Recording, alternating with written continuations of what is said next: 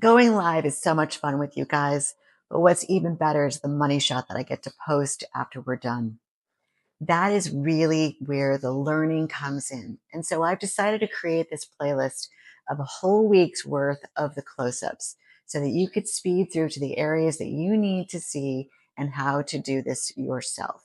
I'm Sherry. This is Tower Gardening Made Easy, and let's go ahead and review what we did this week.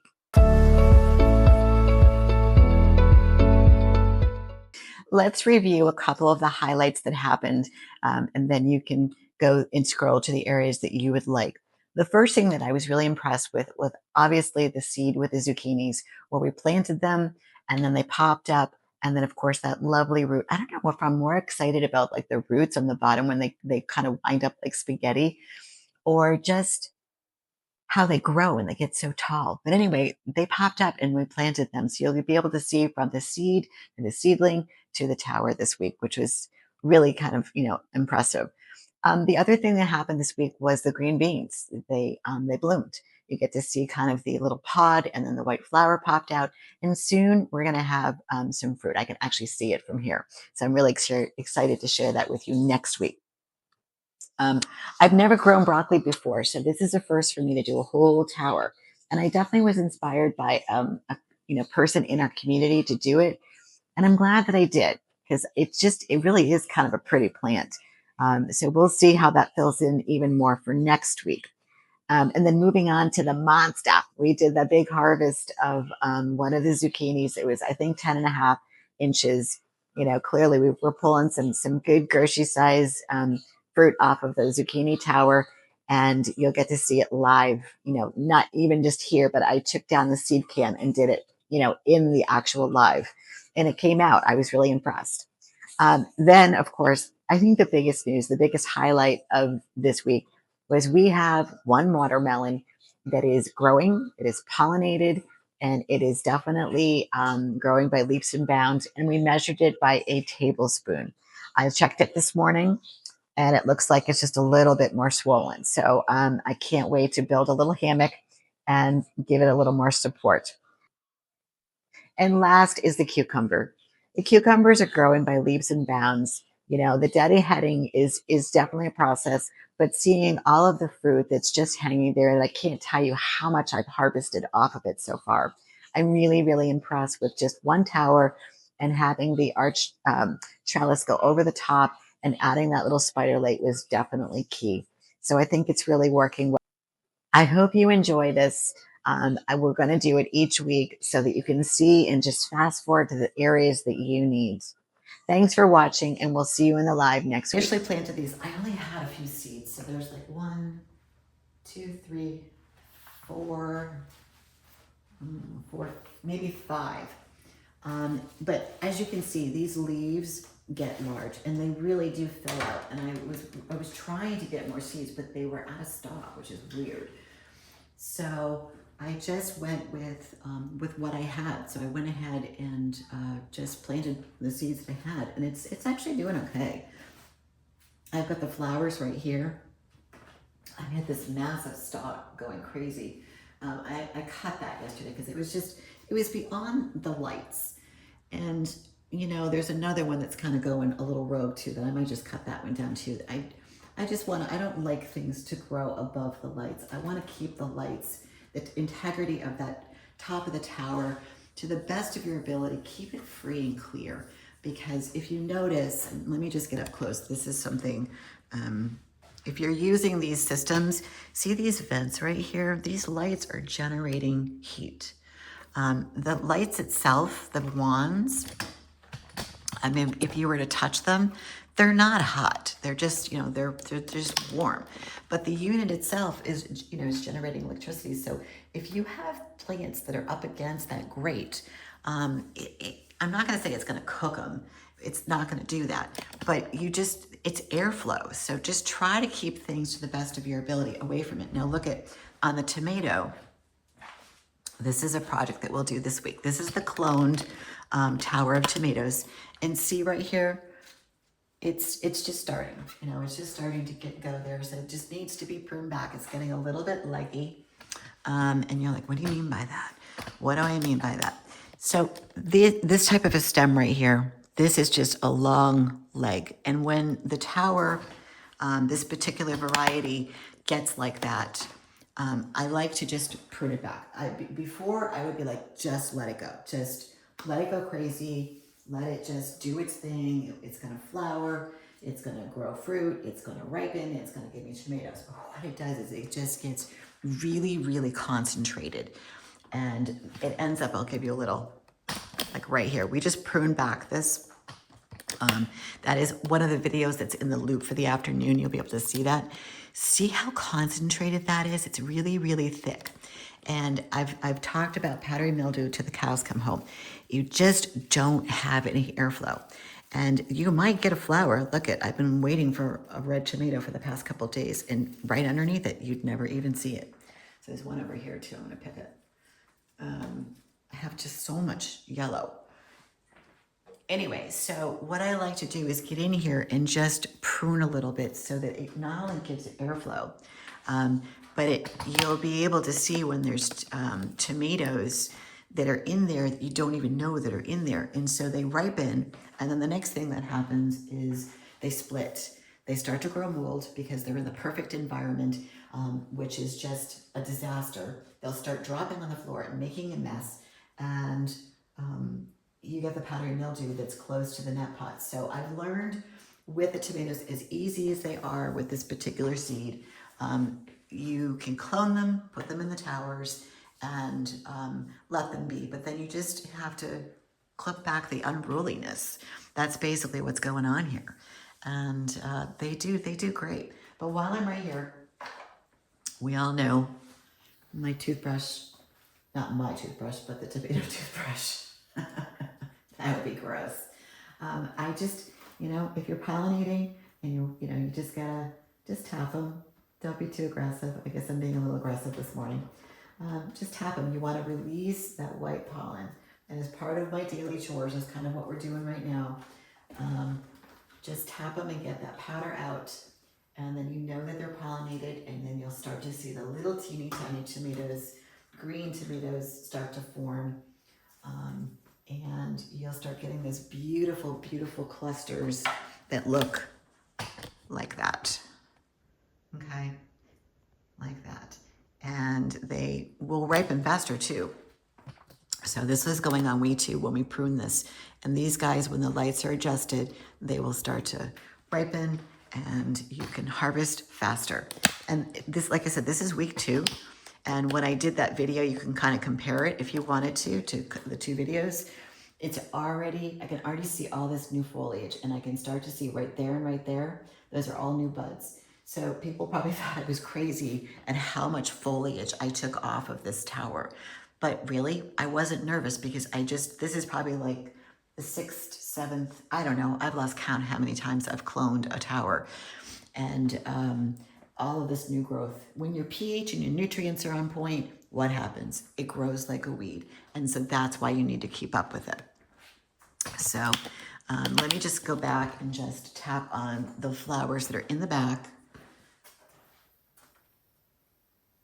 Also too, by doing all of that pruning, it's giving me a little more longevity in that tower. I don't have to turn it over just as fast, because when I got in there and I started looking at net pots and sections of the tower, I noticed that the interior of the tower had no leaks, had no algae, and no mineral buildup. I was really impressed by that, because that's been going, that tower's been going on since November. So that means that I can keep it going for a little bit longer, let these guys ripen, while this one is in more of a state of flowers. So there's a few tomatoes like right into here, but there's more flowers, like clusters, than there are, tomatoes. So this is in the stage, I call it not the beginner stage. It was probably intermediate, where we're getting the flowers, we're getting the tiny tomatoes, which then will continue to grow and they will ripen. But it's definitely time for a haircut. Just to, clip it back just a little bit. Like this guy's ripe and I can take him off. Put that in the pile for tonight. I'll probably take some more off the other tower too. So why don't we keep moving?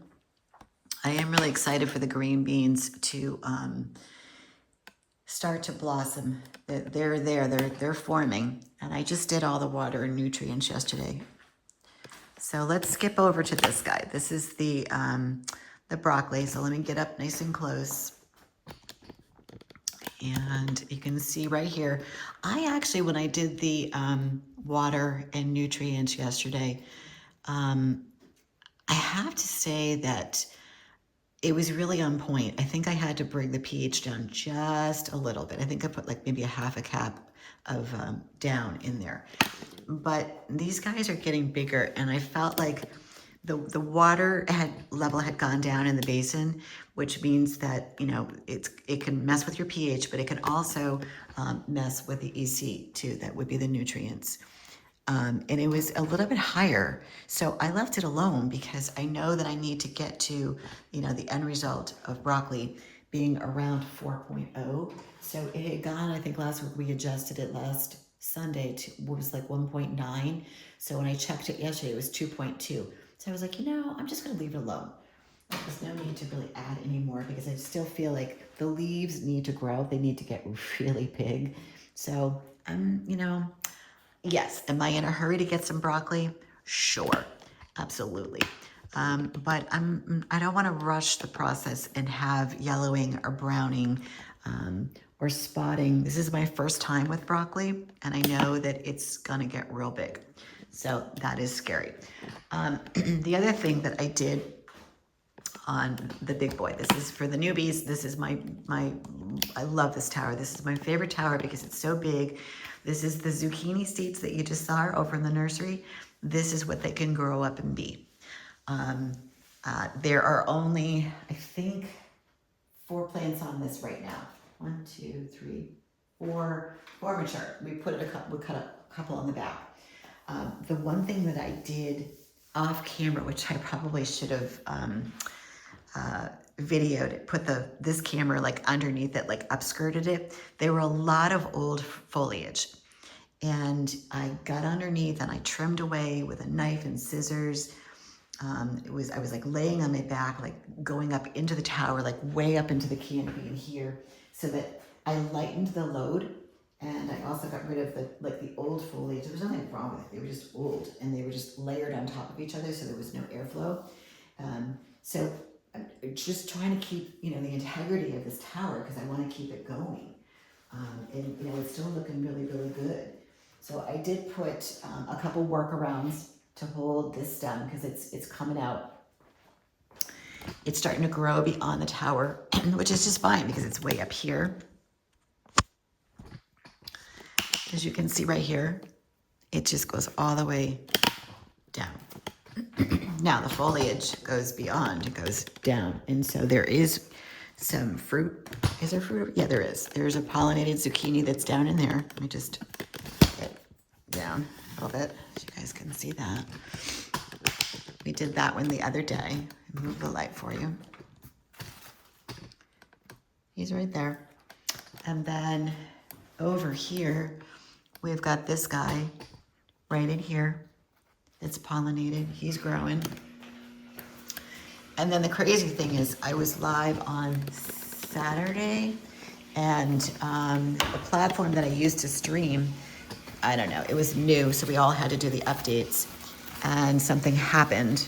So I'm gonna get down because there's one on the very, very bottom. You can see it. I have to move the leaves for you. It's right there. And then you've got one that's gonna probably pop open tomorrow. I need to adjust the lights. Right back on that. Keep it going. I did a kind of impromptu harvest on camera slowly. And then I got upstairs and realized that the platform had a malfunction. So it didn't, one of the cameras on the wall shut down, which then shut down the stream to YouTube. So you guys missed the whole thing. It was so disappointing. Oh well, that's just technology, I guess. All right, so this is the zucchini. Let's see what's going on there this week. I know the big boy's fine because I worked on this most of the weekend. Just checking the ones I planted. They all look really good.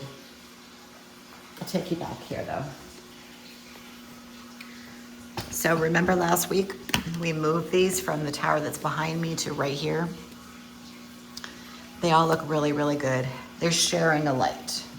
I'm just gonna center that just a little bit more. They're sharing this light because I need those on that side pinpointed to where I have fruit that's pollinated. But see how big these leaves get? They're just beautiful. And I love the leaves at this stage because they feel like velvet. Once they get to this stage down here, you have to be careful because they've got thorns and they're vicious. So this is the one that we planted. And you know, in a little bit, this tower will look, you know, like the other. But this guy down here looks really good, really healthy. This is just, sometimes when I plant these, so there's 2 plants in there. I plant 1 or 2 seeds, and sometimes one will do just fine, both, as you can see on the bottom, that's 2 plants. But the majority of the zucchini that are in here, it's just 1. These guys are doing really well. This particular seed, I don't know, I can't tell you guys, this seed just loves the tower. The amount of zucchini that I pulled off, and I'm not talking little, I'm talking huge. So if you want to go back in some of the posts or some of the, videos that I've done, I'm pulling off zucchini that's beyond grocery store. It's literally, I think I've measured them out to be like 12, 13 inches, you know, in the girth of it is quite large. All right, so let's move on to summer squash. Our little summer squash. So I dropped a video on this where we were having a little bit of a problem with some of the leaves, and this one is struggling. I don't know why. I think it's just, it's the same seed as this. So what is going on? You would think that it's doing just fine. I got a cover in here for algae. There's no algae. So it's maybe some root rot. That's the only thing I can think of. I can't really see that. But the ones that are up here, and even back here, look really healthy. And I planted them all at the same time. The nutrients are around, what were they yesterday? I want to say 2. I left them at 2. I dropped them down just a little bit. But I just think that I'm probably going to end up pulling it out. And that's what happens when you plant. I don't plant out the whole 20. So if that's the other thing I'll mention for anybody that's new here, I build my towers a little bit shorter. I'm sure you guys have seen people on TikTok, you know, even on YouTube, maybe in Facebook. I haven't seen that gentleman. But he builds these massive towers, and they're outdoors, and they're able to grow a lot of food. And I think that that's fabulous. But the one thing that I don't want to do is get up and down on a ladder. I've watched a few of those videos where he's pulling off these massive heads of cabbage or broccoli, and he's on a ladder, or the woman that's helping him are on a ladder. I don't want to do that. So I'm 5'4", and you know, I'm kind of right here. So to lift these lights off, I've got to get underneath them. They're not heavy, but they're awkward. So I've learned that even with the shorter stack, not putting a baby green section, I've got 20 nut pots to plant. And that honestly is plenty. It's plenty, but I've got lots of towers. So if you only have 1 tower and you want to do a short stack and maybe add a baby green section, do it. I totally encourage you to do it. I think it's, you know, that's great. Or get a second tower, you know, that's the other thing that you could do. But I like the shorter stack because I'm able to get to them. I don't have to get on a ladder. I don't have to, you know, really just be out there. And you also have to, you know, think about the pump too. When the pump is all the way up, it's pretty forceful. But when you keep building it higher and higher and higher, you're putting stress on that pump that's on the bottom. So, you know, just be aware of that, and be aware that that pump, if you're using these systems, need to be all the way up. The other thing too, one of the videos that are in the loop for the afternoon is watch the bottom, watch the basin. Things like zucchini and summer squash, you'll see over there in the cucumber. I think that's in the video. That is the roots. The root system just grows so fast. And remember, these towers are hydroponic, they're aeroponic. So they don't really need the roots in the water. They just need it to be wet. And that's what the timer does with the pump. So it turns on every 45 minutes for 5 minutes. Be aware of that. You don't want to do the outside schedule, which is 0. And they come on every, what is it? I think it's not once an hour. It's like, it's a shorter time. I'll have to look. I don't ever use it. But it's a lot of water, and they don't need that. That's a lot of wear and tear on your pump. So just be cautious of that. So that is our summer squash. So I feel all in all, if I had to score the tower, given that there are a few plants that are struggling, and I do think, you know, I'm just curious. I'm here. We have the time. Why don't we look? I'm just curious because I could pop this back in. I'm really curious as to why that plant is struggling. It's not the pH. It's not the nutrients. I'm just gonna get in here, and I'm wondering if it's root rot.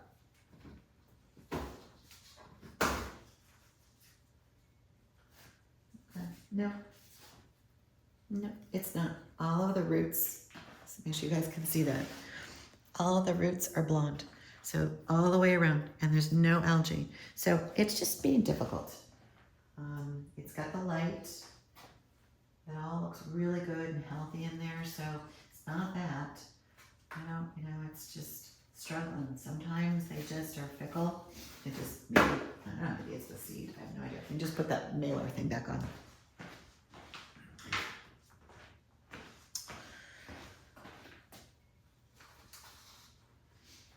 I mean, you've got the light that's right here, kind of right there. And everybody else in the tower was planted at the same time, and back here, everybody's very happy. I actually even have some tiny summer squash that they want to grow. I'll probably pick those, to be honest, because it's too soon for them to grow fruit. I want them to get a little bit bigger, and some people are like, well, why? You want the stem, you want the mother stem, which is, this guy right here that's, the root attached to the root system. You want that to be thick because that is the umbilical cord. So let me just get here and show you. That is the umbilical cord of the plant. The thicker that this gets, the more longevity that you're going to have. So if this guy starts throwing off, little teeny tiny summer squash, which is this seed, I just wanted to focus on growing. Just get big, get strong, kind of like a kid. And once they reach that, that area that leaves are kind of popping over, then yes, let them do their thing, grow the fruit. You can pollinate it. On here, I'm just burning off some leaves. The baby leaves. We don't need those anymore. So it's better to get rid of these as they are underneath, and the only thing they're going to do is mulch down. So I'm just going to get in there and pinch those off while I'm here and thinking about it.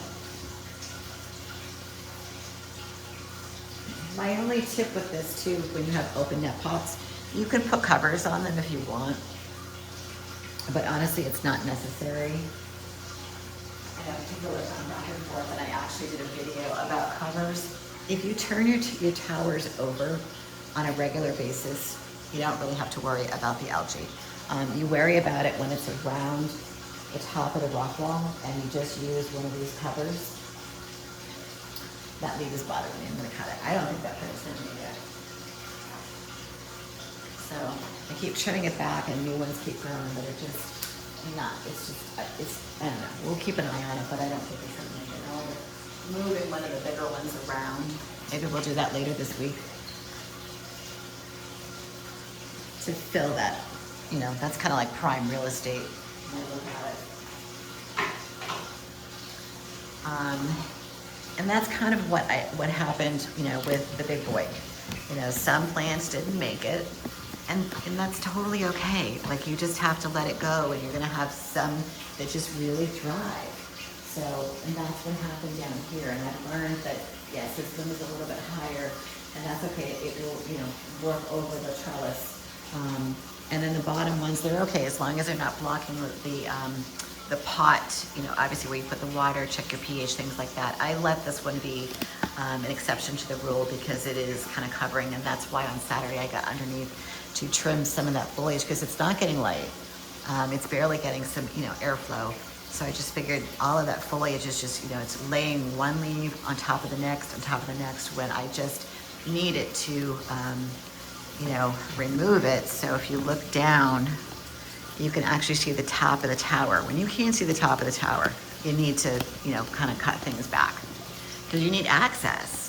So, you know, stay tuned on this one because I know myself. I know I'm going to be watching this all week, and then it's going to drive me crazy because I'm type A. And I'm looking at, like, this guy right here looks really good. And I've got one next door, and these two are going to fight. So it's probably better for me to take the one that's next door, take this one out, toss it, call it a day, and bring this one to that prime real estate right in front and let it just, you know, do its thing. You know, move them around when they're a little bit younger so that you're not trying to do it when they're older. It's virtually impossible. If I try to move one of these, you can't. It's just, it's so big that you would break so many leaves, and the integrity of it would just, it would crumble. So I just learned to love her the way she is. But yeah, let's stay tuned on this one. Let's move on. All right, so we just talked about the integrity of the lights. The celery. So I like to grow my celery on top, and that is because it grows up. But what I was just talking about in terms of like trying to keep it away from the light, they are tall and the foliage kind of goes out, so there is a little bit of airflow, but I like celery. So I eat a lot of it. I'll put it into stews and soups and like tuna and chicken salads, things like that, egg salad. So I'm using it quite a bit. So I don't usually worry. But as you can see, you can barely see the dial. So that being, you know, is a problem. So I'm probably going to be pruning back like right here. And then this guy's a little bit flimsier. It's not cooking any of the leaves yet. Sometimes it will do that. And sometimes the plant is smart enough that it grows away from that heat source. It will go towards the light, which is here. And I should probably adjust these guys just a smidge so that as it gets taller, I don't have one on that side, so we can leave that one alone. But let me adjust that back one, and maybe it will go upright. But when you grow celery, just, you know, a rule is you definitely want to put it on the top of the tower just because it's going to get tall. Because if you put it down here, it's going to come through and it's going to short you that top area of your tower. So you don't want to do that. So last week we gave the summer squash a little bit of a haircut. Sorry, my throat is very dry today.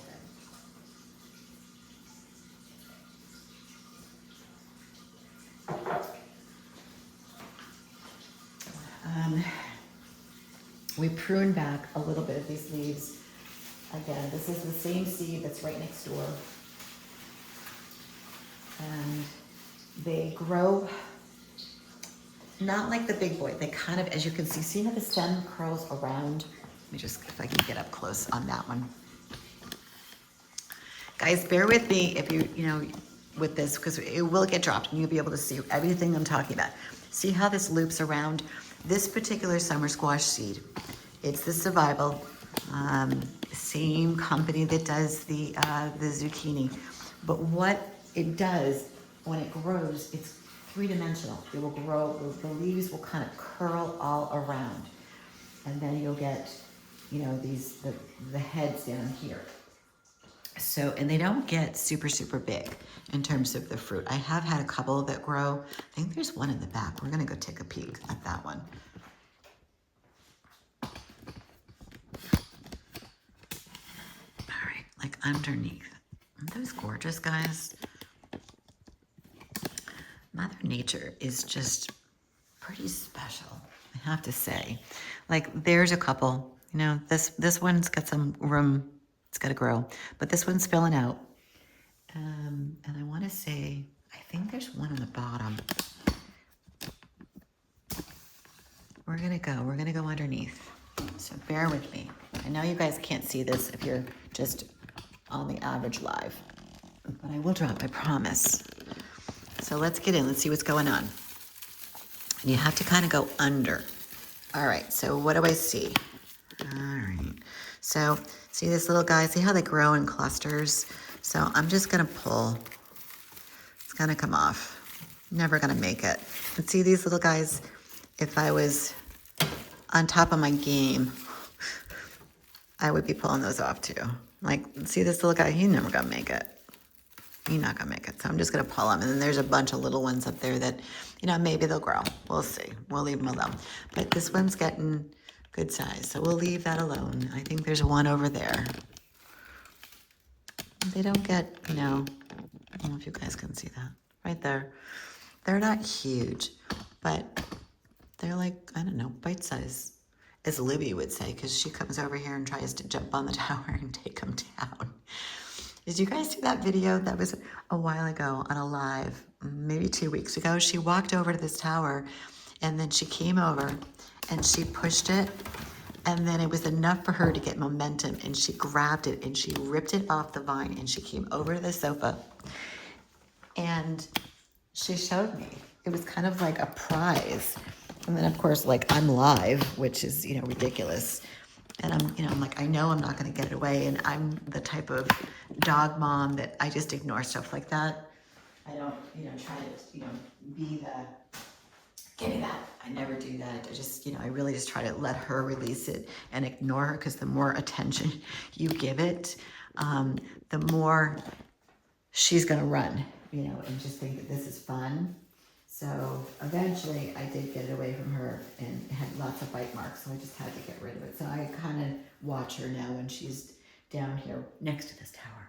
Or if I've got fruit and it's on the low side like that one, she'll eyeball that in 2 seconds. And it's not that she, I mean, she does like cooked summer squash. All right, so here's one. I make her food. So, you know, she's used to, oh, there's some nice ones back here. So let me do that. You guys would enjoy to see that. All right. Come on. Let's go. All right. So I didn't see that one. This had some nice growth over the weekend. Right there. Hello. Hello, summer squash. And then there's one. I just put this up. All right. Bear with me. Right there. See how the leaves just wrap around it? Right there. And then is there, like, see, this is one right here. She could probably try to get that. I'll have to keep an eye on that one. So, okay, let's bring you guys back up. But for a little bit, this tower was giving me a little bit of a hard time producing food, but it's doing okay now. I feel like I've got a good variety and different stages to play, you know, to harvest. I don't like to pull too much off the vine at once. I mean, it will sit in the fridge and be fine, but if I can leave it on there and let it grow, I will. The summer squash, you just gotta make sure that you don't leave it on too long, because it will get very dark yellow, and it gets, what's the word, like gourdy, like just more, it's, you want the outside to be more smooth than bumpy. That's kind of what I'm thinking. And the zucchini, I don't recommend that. When they get to a certain size, pull it, please. Do yourself a favor, because it will continue to grow, and as much as it's cute and the wall factor, it will break the stem. So you don't want to do that. And this is my lovely lettuce. This is the red. I think somebody commented, oh, look, your pH is off. No, this is the type of lettuce. There's a little bit of burning, but it's just getting to the point where it's ripe now. It's really big, and oh, there's a gooey one. Let's get that one. It's red. It's just a red lettuce. I think the seed, believe it or not, is really old. It came with one of the towers a long time ago. I mean, a long time ago. So maybe I'll harvest this one tonight. That looks really, really pretty. Really pretty. And then you can see right here where my fingers are. That's the new stuff I put in. That one and that one. So as I harvest, I know I've said this a few times, but if you're new here, there is a method called cut and come again. I'm sure you've heard of it. And where you cut down below versus from the crown so it continues to grow. But I like just the fresh. So what I do is I will go ahead and harvest this whole thing tonight. Bring it upstairs, clean it, and pluck only the best. Sometimes I save it and bring it out to, like I said, Ocean Drive and feed the bunnies and horses out there. But I just like to rotate. So I got this one I can harvest, but then I've got 2 that are on the way, and then there's like 3 or 4 that are over in the nursery ready to go. The wonderful thing about the lettuce is it's really not difficult. So if you go to the site, towergardeningmadeeasy.com, you're going to see the different phases of vegetables that I like to grow, and lettuce is phase 1. When you can master this in terms of the pH and the nutrients, then go to your phase 2 plants. It's really quite easy.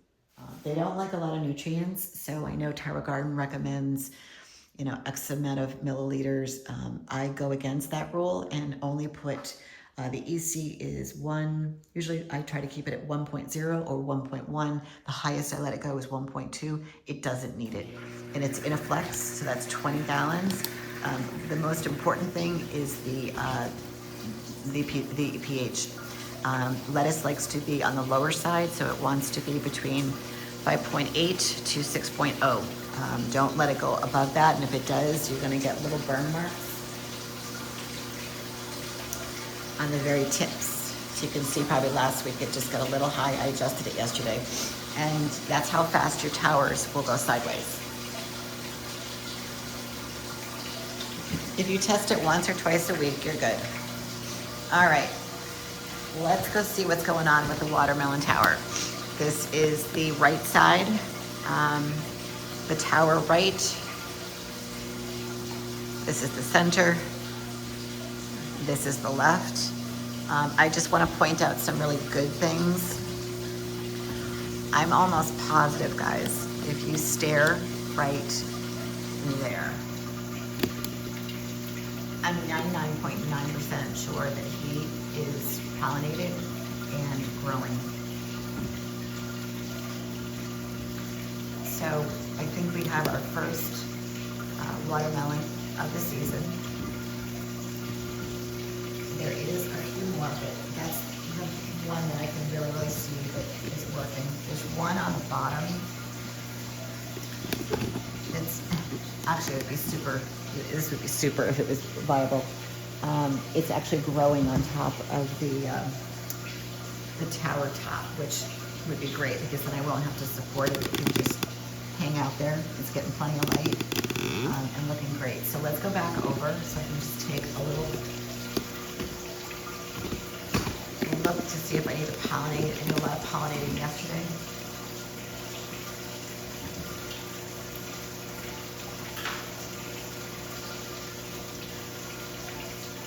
Make sure your brush is always nice and clean.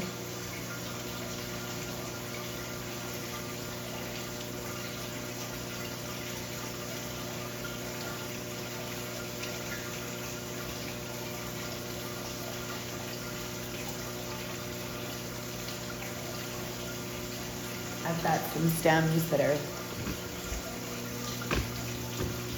I'll go like this so you guys can see me. I've got some stems that are a little going rogue. I don't want them on the lettuce tower. I want them to stay here. I don't want to break them.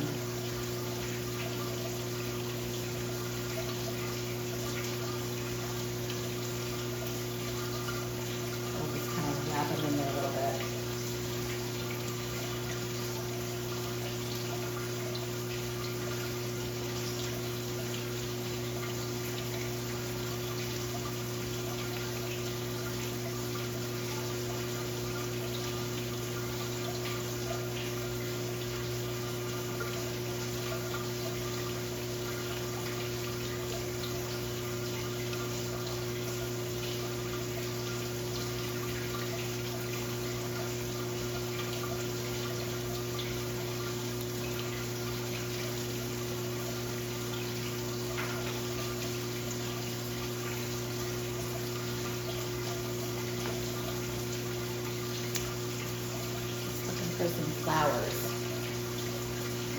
Sometimes what I do is I grab a flower and travel with it just because it is easier to pollinate.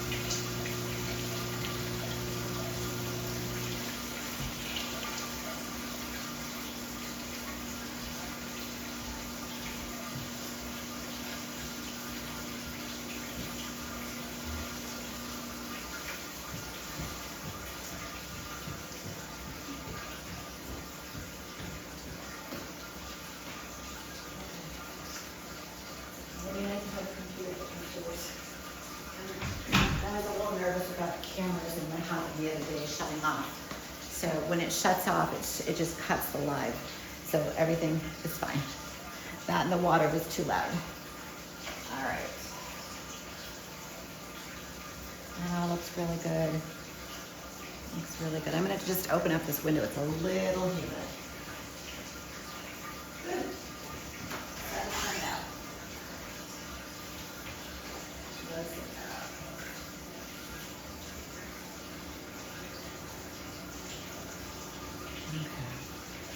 So I think that's it for this side. Let's just take a peek in the middle.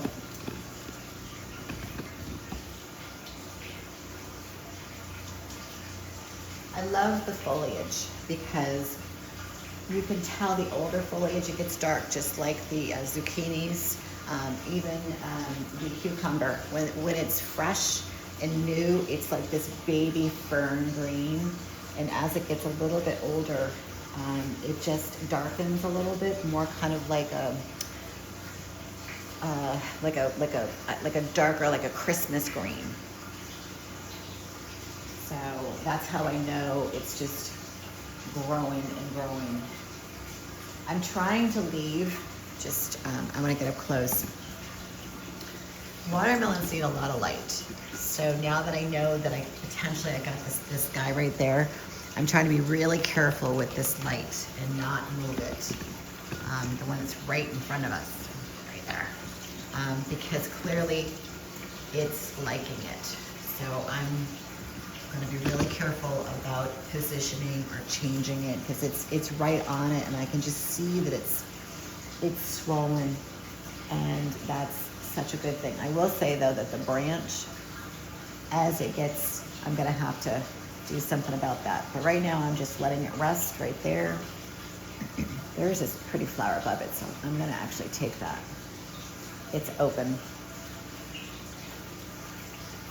Once we get all of this live stuff done, in terms of like the computer down here and all that stuff, probably next week, I want to put together, and I've said this a couple times, a master class for pollinating, because there's just so much that people don't understand about self-pollinating,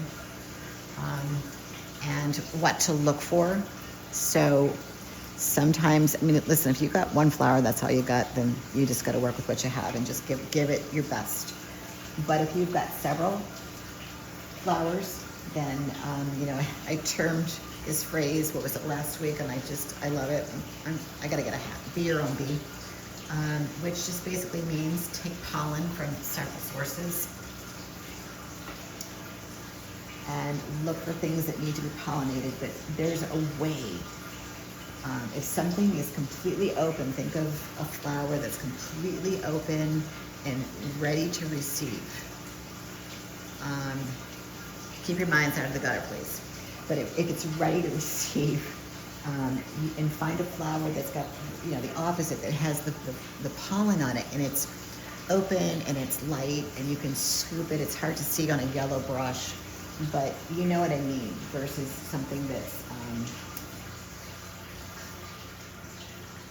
somewhat closed and you're just scraping, you're just trying to get pollen out. Sometimes it works, sometimes it doesn't. But I will say, if you've got more flowers that have pollen, go around and just grab what you can, as much as you can, on a brush, and then pollinate the one thing, obviously, that needs it.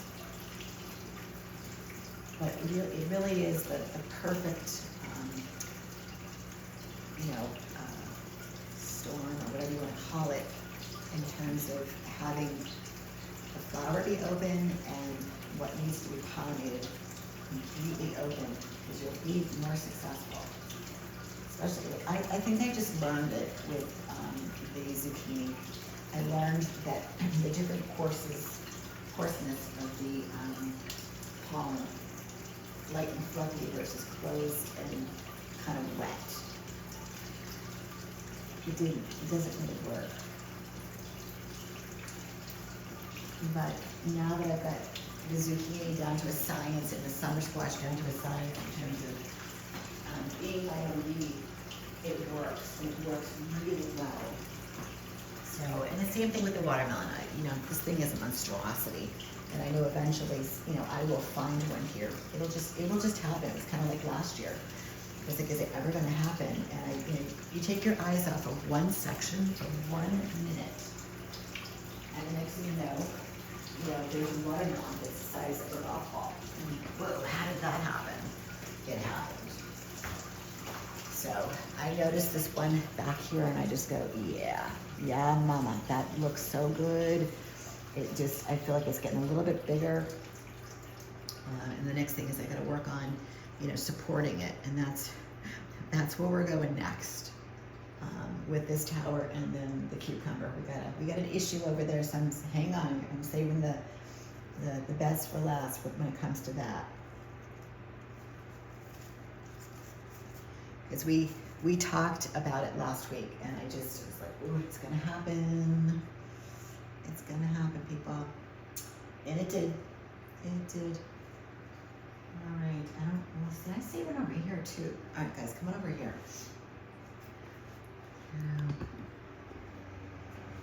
They love the light. Right? Where is it? Right there. It drops. Like, see how the stem, I gotta come around and go underneath the light. See how the stem, it drops, where's my finger? There, and then it's just really round.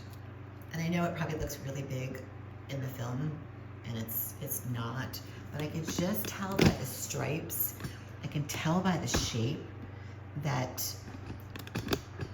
it's pollinated, and it's trying to do something, and it's really just loving the light from this wand. Okay. All right, I'm gonna leave the camera there for 1 second. I don't think there was too much on the back side, other than there are so many shoots. So many shoots. I might go back and do a little more of this later. But we need to get to the cucumber tower because, you'll see in a minute.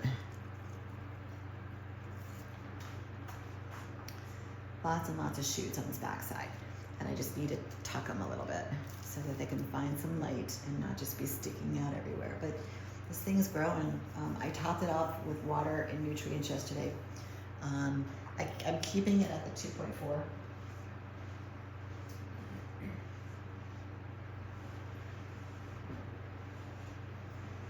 It's gonna stay at the 2.4. It likes it. Seems to grow really, really well.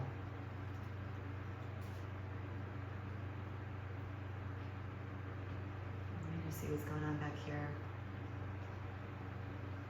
I will say too that the watermelons, they love the humidity. the minute this room gets a little, for the average person, a little uncomfortable, it just starts to really take off, and that's what I'm seeing.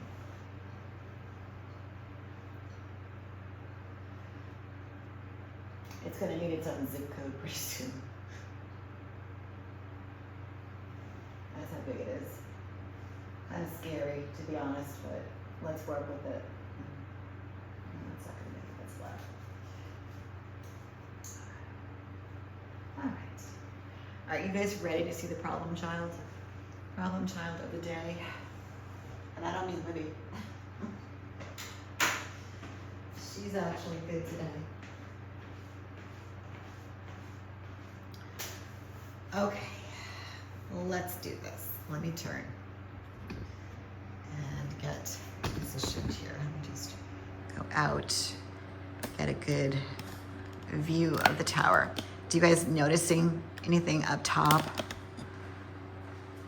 That's right, it's the green, they're called vegetable bags.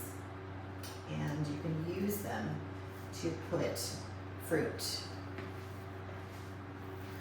in, but these are they're too long, so I've had to tie them.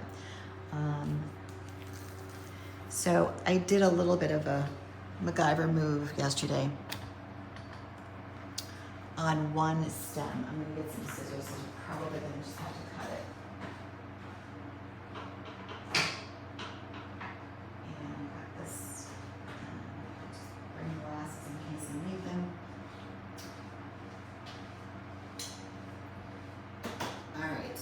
So do you guys remember in a live last week I talked about as your towers develop, whether you have a full tower of cucumbers or you just have a section? Well, it's going to happen. You're going to have a vine that is not as thick, girthy as some of the other ones to support the weight of what? The fruit. And I came down yesterday with everything that was going on and saw these guys and noticed the leaves. They're just all wilted. So I've got 2 cucumbers kind of strung up. I took the weight off and I tied it up above in one of the grocery bags, but I think it's just too late. And I think what happened is there's a little bit of a cut. I don't know if you guys can see that, but I'm doing my best. Right there. I think that's a cut. It feels wet. And that was the break. So when you have a stem, and it's nothing that you did, just let me just put that out there. It's just the nature of growing. And here's one that's right here.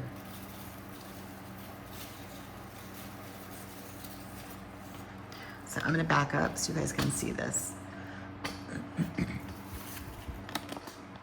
Right there. See at the net pot how thin that is? And then it grew out and it's actually a little bit thicker. So we have a pollinated cucumber that's growing. And this bottom stem actually looks pretty good. So what I did was I just kind of went sideways with it for right now, and held it in the trellis to take the weight off of it. But what we need to do now is address this situation. And unfortunately, there's no way of saving it. So I'm going to go ahead and undo what I did yesterday. It's just, it's like a pickle. So I'm just gonna, I don't know if you guys can see this or not, I'm just gonna clip it. And then this is on the same stem that's broken. So this obviously is a little bit bigger. And I'm gonna try to move these to the side.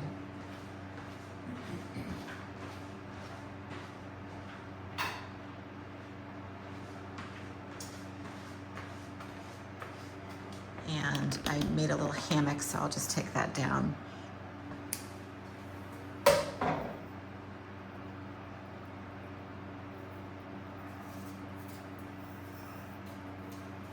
clips, reusable clips.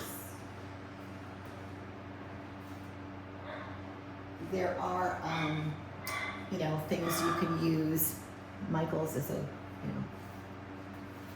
good avenue. So the next thing I'm going to do, now there's two that are in here, so I'm just going to go ahead and clip one. It's just dead, and it's just because of the weight. So I have my glasses, so I'm going to see.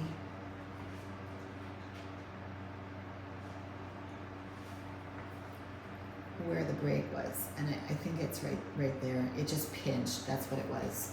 So let me see if I can get this on camera. Guys, you'll see this in just a little bit when I drop it, but see how it creased right there? There's a pinch. So if I go on the other side, you can see how it was compromised, you know, by the weight, and that's why it died. So, I mean, I could have just left this and let it grow, but it's okay. I'm gonna just chuck it. The one thing I don't like, and more than likely, this little guy, he might make it. I'm not sure, but it's just so flimsy that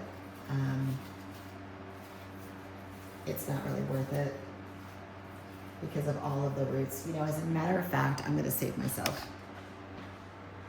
I'm gonna take that out. And the reason I'm gonna take that top net pot out is there's so many roots that are in there that are attached to the one that we just snipped, that if I leave it, they're gonna just mulch down. So, you know what, I'm just gonna save myself the aggravation, because it will continuously mess with the pH. Ooh, baby, this is tough. Oh, there we go. So when I take the net pots out, take them out very slowly. Don't rip it out. Wiggle it. Get some momentum. Get your fingers in there so that you can get the root. And as you pull up, continuously grabbing underneath, so that you can get as much of the root as possible. I'm surprised that this wasn't more than it was. So, but again, not a big root system, not a big vine. And that's a shame. Let me just take a peek down there. Well, actually looks pretty good. So I'm gonna go ahead and just take this out, recycle my manure cover. And this is also an indicator. Okay, there's no root rot, looks really good. There's no algae. Let me just take this a little bit of, no, that's good. So let me take the root off. No, it all looks really normal and healthy. It's just, it didn't develop. It didn't develop the way it should have. But I'm also has an opportunity to look down there inside that component, and it actually looks pretty good. It looks pretty clean. So I'm happy with that. This is what I want to cut. So when you have now here's a good word, a wimpy stem. We'll call it a wimpy stem. Call it what it is, because that's what it was. And it doesn't work. You know, I don't know. I guess you could trim it. You could try to let it get thicker and then vine it, wrap it, see what happens. Outside, you probably have a better shot. But inside, sometimes you just have to make that call. And I can tell, like this one right here, this is wimpy. I don't know why this is so wimpy. Like this one's wimpy, but the sister plant looks so good.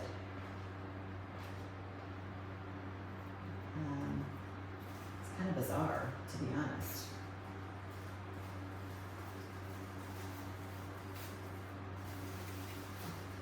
Okay.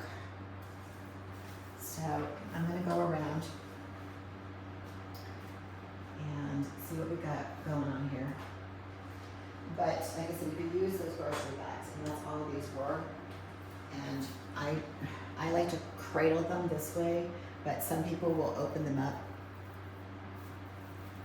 and put the fruit into it and then hold it, and then you can string it or put it, you know, like on an S hook or something. I don't have any S hooks, because that's why I did what I did the other day. But these are really, really handy. Also too, I think Michael uses a bag. You know those, they're like see-through, and they use them for like wedding favors.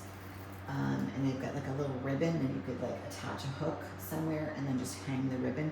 It just takes the weight off of the stem and the tower. So if I had a piece of fruit, you could just let it sit. My biggest thing with that, with doing that, is the stem. Okay, you gotta get the stem in there, and that's always been my issue. So that's why I do hammock style. Is then you've got the fruit that's in the hammock, and then the stem is either here or here, and then you're just tying it, tie a string, do a hook. You just have to be clever, is what I'm saying. I've tried to put it in the bag, but like I said, the stem has always been my issue. So I want to just go around and do a little deadheading.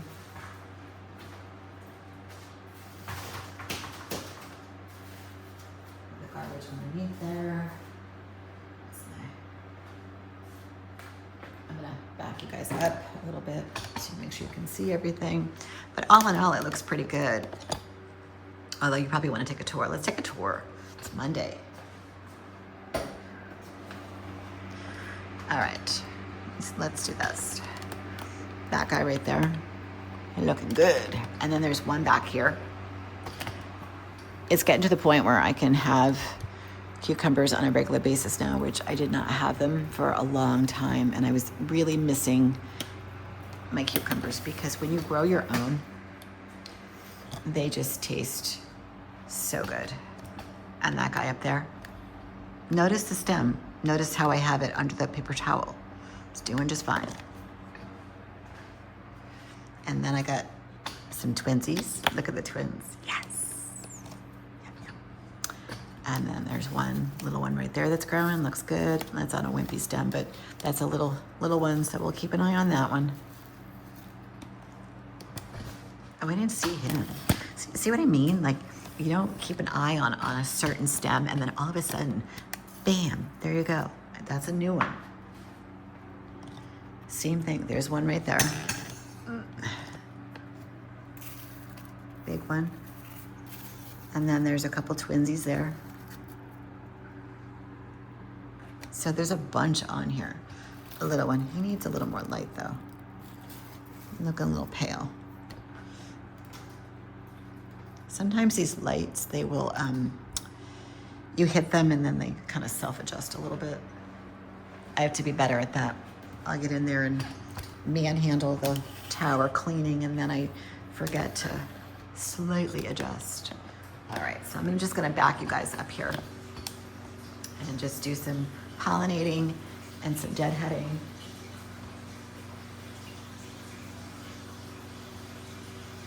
What I love about these flowers is there's so many that you can just go around and just pick three, get pollen. And then I see one down here that just needs a little pollinating, and you just get in there. And I do that a couple times. You know, there's just flowers everywhere. Oh, see, I didn't even see that one. Didn't I even see it?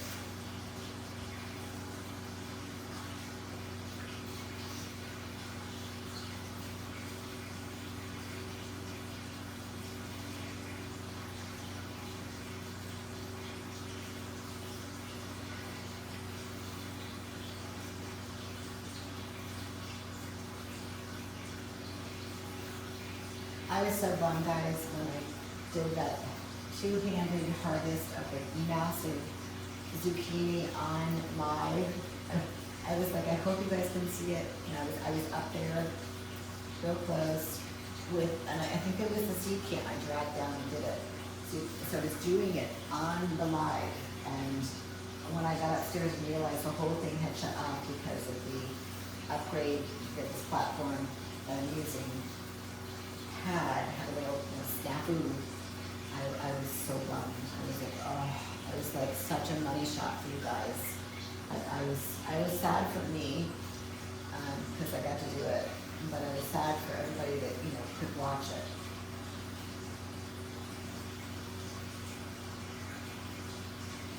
But the answer is to have a computer down here so that it will live over on the seed. nursery area, and I'll be able to literally walk over there and change the scene and just focus on like one of the cameras versus all of them. And I can have different layers, so if I'm working on something, you can have the camera that's to the right here, focused on this. It'll be a little bit closer, so I can zoom in a little bit. And maybe have, I'm getting a longer cord for the seed cam, my guy's coming back. I love doing trade. Here's a good story. So the person who did it, he was like so in awe with the towers, and he's a young gentleman, and really just a nice kid. And he's going to school for cybersecurity. Like, that's so cool. And so he loves to do the camera stuff, but he, like a lot of us when we're younger, we eat what we want, and he gained a little bit of weight, and then decided that he wanted to be healthier, and he lost like 100 pounds on his own. And we went through some of the ways and how he did it, and then we got talking about nutrition, because that's really how I got into this as a professional bodybuilder, retired now, clearly. And learning about your body, learning about nutrition, learning about being in a gym and just being healthy. And so I asked him if he would be willing to, change out that cord. And so, we're working a little trade. So I'm working with him to get back in the gym and put on some more muscle. He looks good though. His body looks amazing. And so now I've just adjusted the amount of protein he's going to eat and get him into the gym so he's lifting, so he's young, so he'll put on muscle real fast. And fill out some of the areas that are just a little bit loose, but he's young, so he won't have any issue whatsoever with that. And I get to help somebody, and that's really what I love. I think that's why I really pushed for this live and wanting to do it. Ooh, here's what I clip.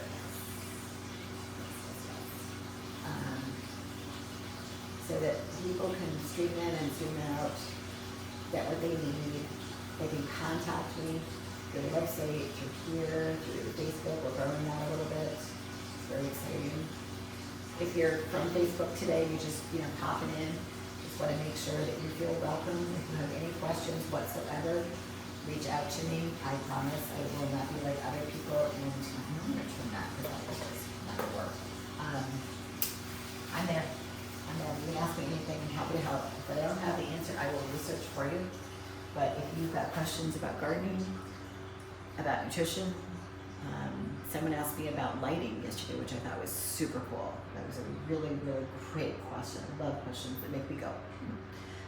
This topic came up a long time ago, where are these lights safe?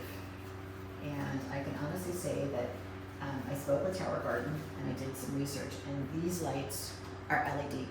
So as long as you're not staring directly at them for hours, and I don't look at them, I look through them, look at what I'm doing, they're completely safe.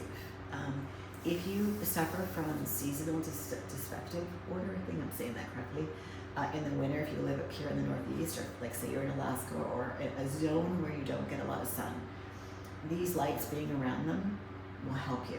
They'll give you a little more energy, they'll give you a little bit of vitamin D, not every bit of vitamin D you need probably, but they will give you some.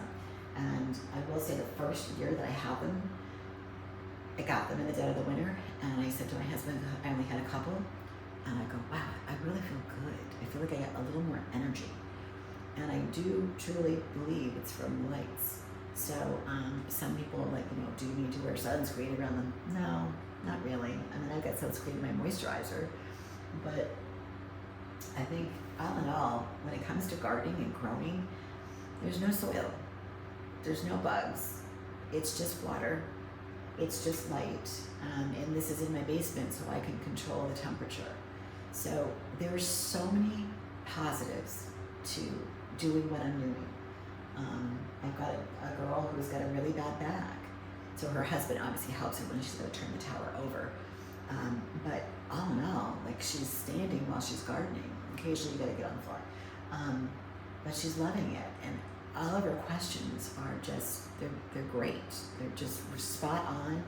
And I love the lead one. That was, I forget who put that out there, but she had me think, and I was like, yeah, no, they are safe. Now there are lights out there, like this top light. I call them spider lights. It's kind of a red-white type of light. I don't, again, and they're so small, I don't stare into them. I just stare beyond them. So just, you know, if you have a tower garden, just remember that, don't stare into the light.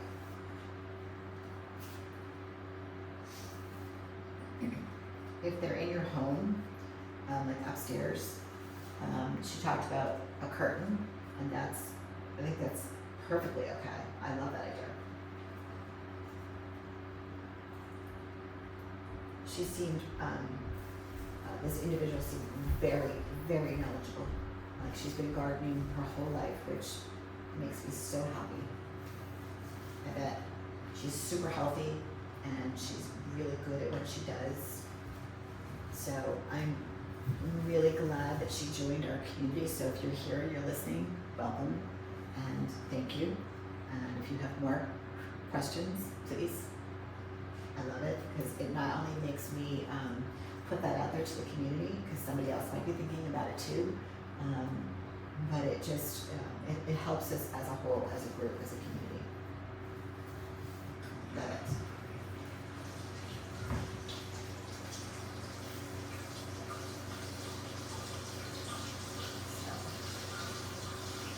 Oh yeah. Oh, here's one. Perfect. Then you have a flower right next door to a cucumber that needs to be pollinated. Life is good.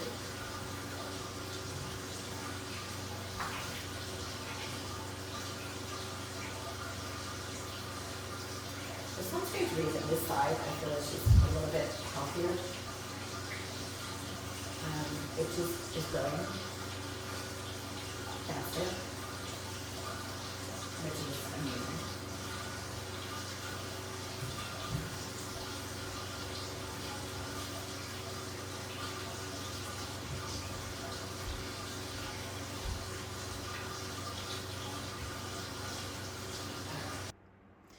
All right, so this guy right here shot up. So I'm just gonna, I like to pick. So what I'm gonna do, I'm gonna just put little lights so you guys can have some light. I like to take, I hold the bottom head and I feel bad. So I just wanna take that seed off and give it a little bit of, you know, help. And like I said, these guys they're good. So this one right here, I might just very carefully, I know Mother Nature can handle it. If they come off real easy, I'll do it. Like that one's still stuck, so I'll just leave that one. But here's another one that's just, it's just starting. If I can take my nail and, it's like needs to split a little bit more. So I'll leave that one because I don't want to break it. But these four, like I said, what's today, Tuesday? I'm telling you, I would say these three, maybe that one. Maybe that one. But I'm curious because usually when they pop up like that, they grow up and they grow down because it's on a heating mat. And let's just see. Ready? Do we have a root? Yes. Right there in the corner, I can see just a little tiny white spot, and that's usually those massive roots that they produce. So I'm gonna push that all the way down so it gets water. And of course I'm super nosy, so I'm gonna go ahead and take a look at this one. I don't see a root there. It's kind of like, you know, watching something bake and they say, don't open the oven. You know, I'm like the first person to be like, are they done? And I open it. So these all look really good. I'm gonna leave these uncovered for the day so you guys can have the seed cam and watch them. I am gonna just dump water. It's in that cover. Make sure there's enough water in both of these. Ooh, this looks a little, let me just tip this way. These guys are getting a little bit leggy.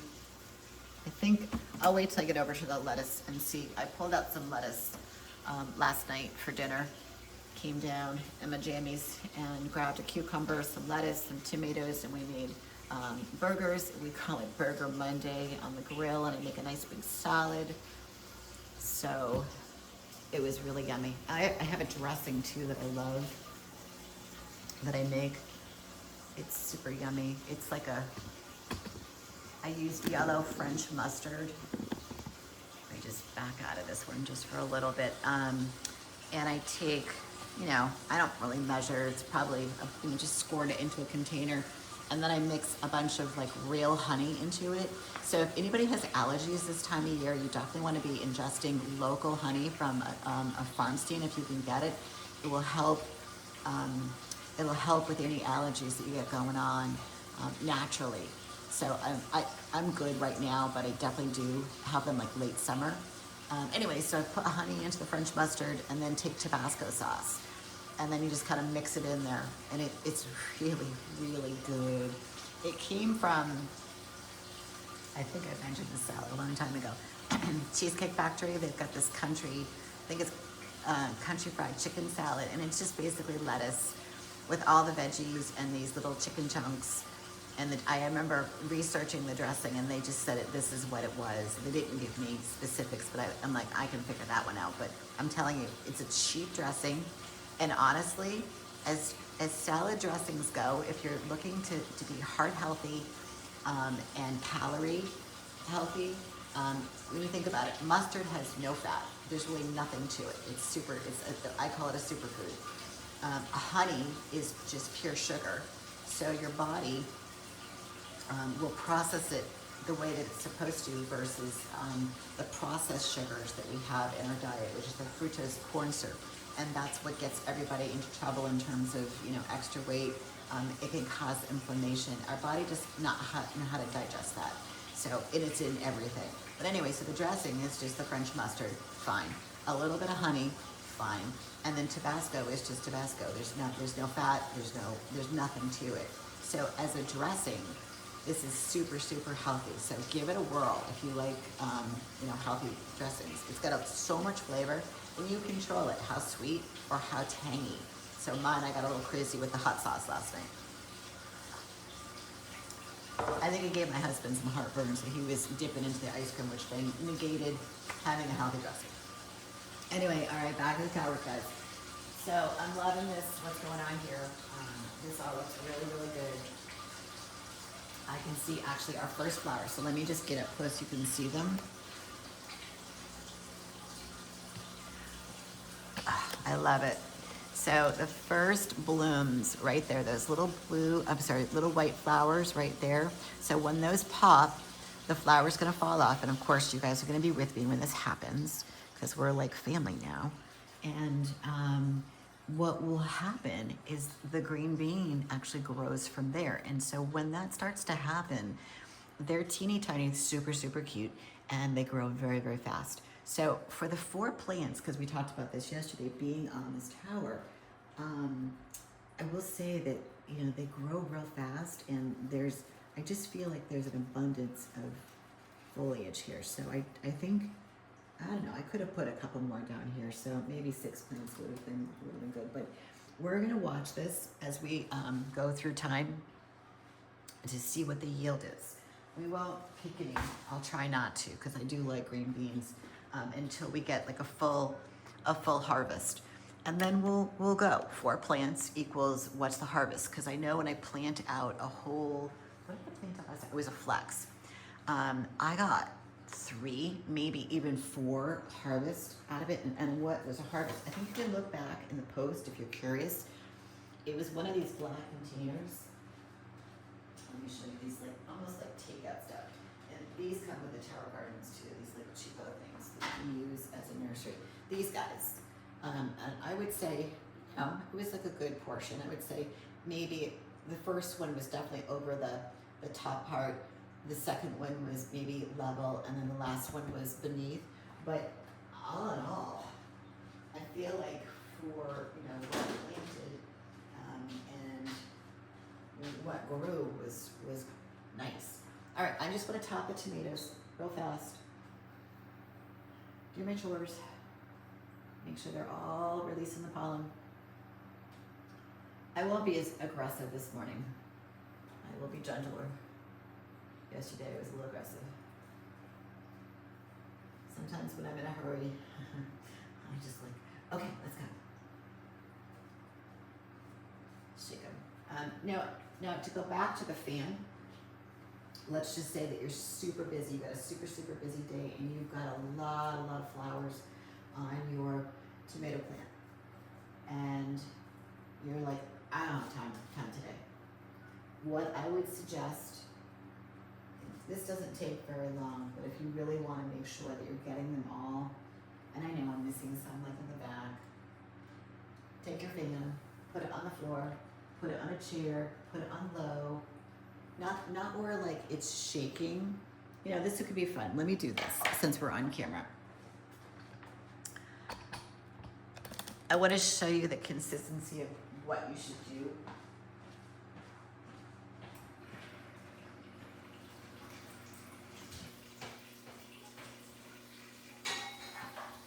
I guess that comment from that girl just made my head spin. I'll just hold it, I guess, so you can kind of see. I want to get up close so you can see the vibration of the flower. So just bear with me. Hopefully, if I add this, I'm not going to like blow the power when not be audible. I've done that. I'll use the stick because it's outside.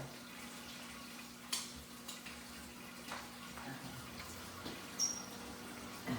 So the fan that I'm using,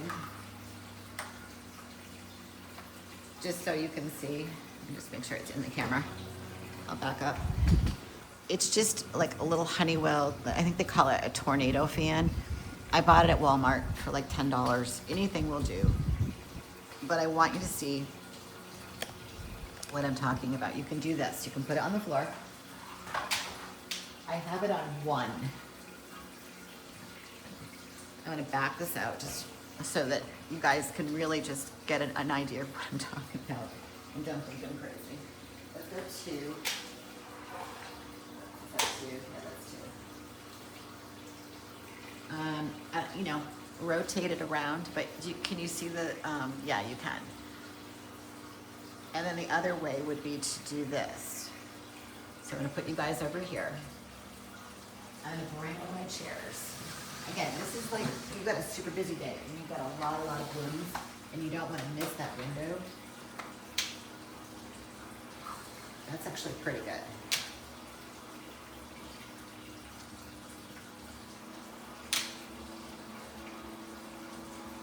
All right, so the fan, hold on.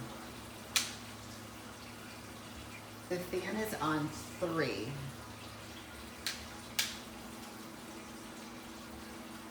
And obviously it can't get the whole thing, but it can get a good portion. So I'm gonna back up.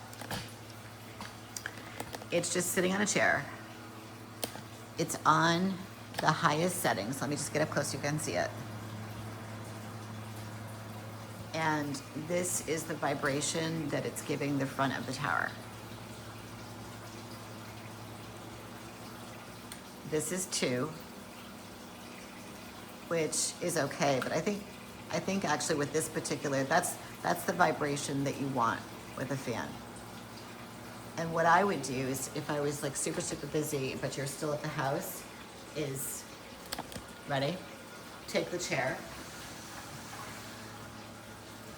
right there, and then just swivel it. Swivel the chair and leave it there for a little bit, maybe an hour, whatnot. And then I would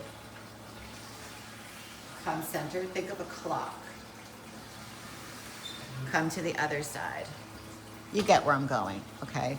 And then you can even angle it. And if your towers are against the wall like mine, you could, come and put the fan at the very, very bottom and pull it out and just let it upskirt a little bit.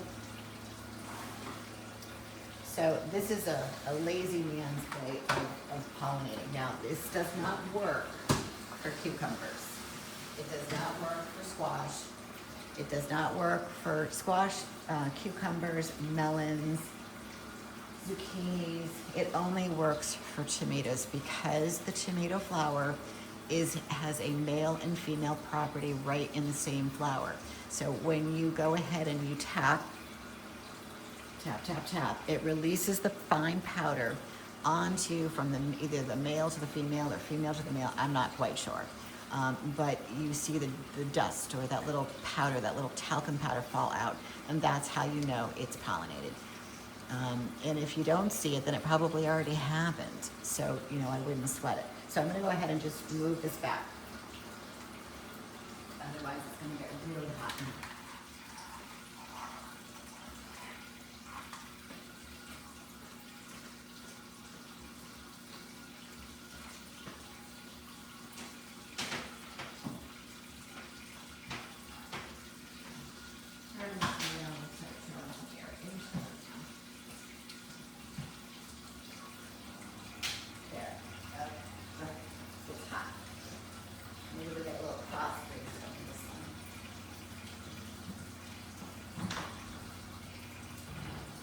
The minute the sun comes up and it hits the bubbles on the exterior part of the room, this room gets real warm real fast with all of the lights. All right, so let's go ahead and move on. Not much to report here other than, if you're following me day to day and you're watching the lives, you can see right there that what's happening. The foliage is growing like a weed. And you can already see some of the foliage just kind of like new growth from when we trim this back to now. And there's even a new flower right there. So it just pops and it fills in. Like, look at, by trimming it back, some people I know were like, don't do it. But I did. And this is all new foliage and new flowers. So don't be afraid. Get in there with some shears and some gloves. Do what you need to do. It's only going to help the plant. So, okay, let's move on. The tomatoes are yummy, by the way. I had a bunch of them. I wish I had more reds. When I cloned that tower, I wasn't really paying attention to what I was cloning, just cloning, but I ended up doing too many yellow and not enough red. And the reds are, I can kind of tell them apart. The reds are kind of like right here. They just have a little bit different hue on the leaf. They're a little bit darker. Okay, so Mr. Broccoli, looking good. I just, it's loving it. The leaves are getting bigger and bigger. They fill out each day. Like, really, really nice. I have to say that, with the pH and then the nutrients that get so high, it's got to be really interesting to see how this develops. So, all right, let's get to the big boy, because this is always a challenge to see what's going on here. Okay. I need my brush. Oh, I see a flower down there, guys.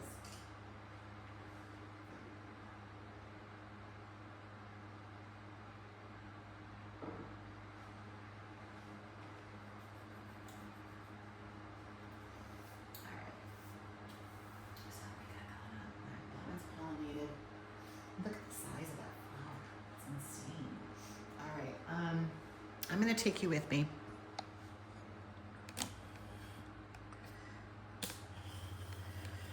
All right.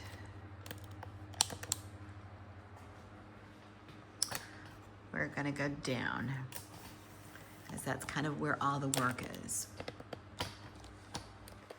So right there, you can see if I move this right here, this is pollinated. I can see a little bit of growth.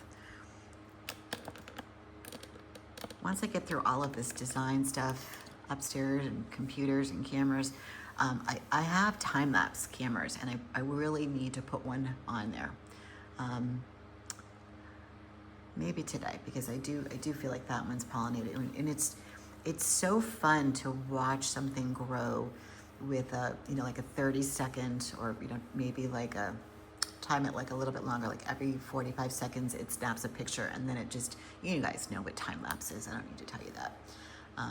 But it is super cool. I have a couple, like the beans, those are really, really impressive. All right, so I'm gonna move, I'm gonna try looking through the eyes a little bit, okay? All right, I know, guys, on the camera, I know you can't see deep in, But you know I'm gonna load this, I promise, and you're gonna see it. So the one that's pollinated is growing, and I can say that it's about, you'll see this, 2 inches below the reservoir top. And I have next to it another zucchini with a full flower that needs to be pollinated. So maybe it'd be really fun if I get this all the way to the ground and we go up into the tower, like kind of upskirted. Yeah, like that. Oh, you guys are gonna love this. All right, and then we got a flower. I gotta sit.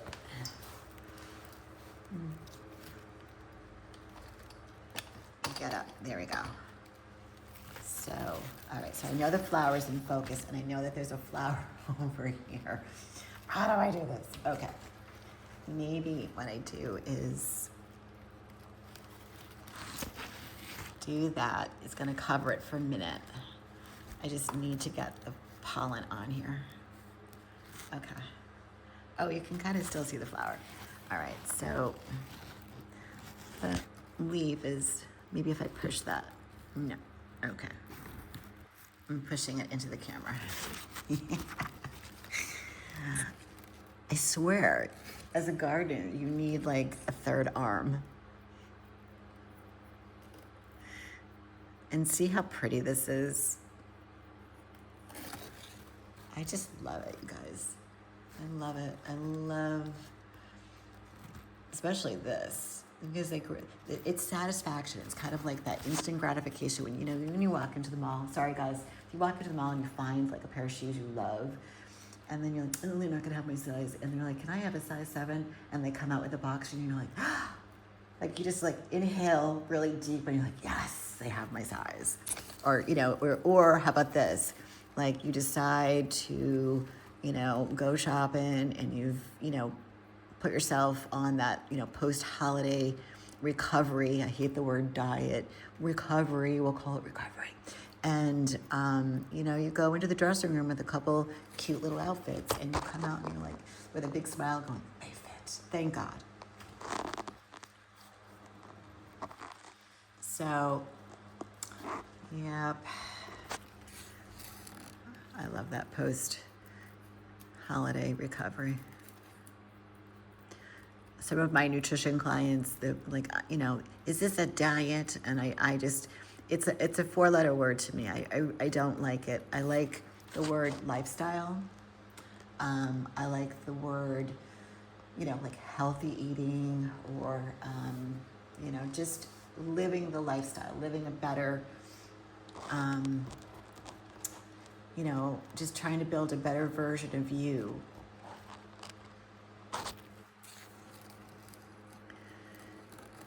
And when you do that, honestly, magical things happen. They really do. I'm a very visual person. So when something like this, kind of blooms like this, it's just magic to me. I can't use that because that's got mold on it. Gross. All right. That's what happens when it gets humid. They close up. So we'll use this one. Maybe I'll come back.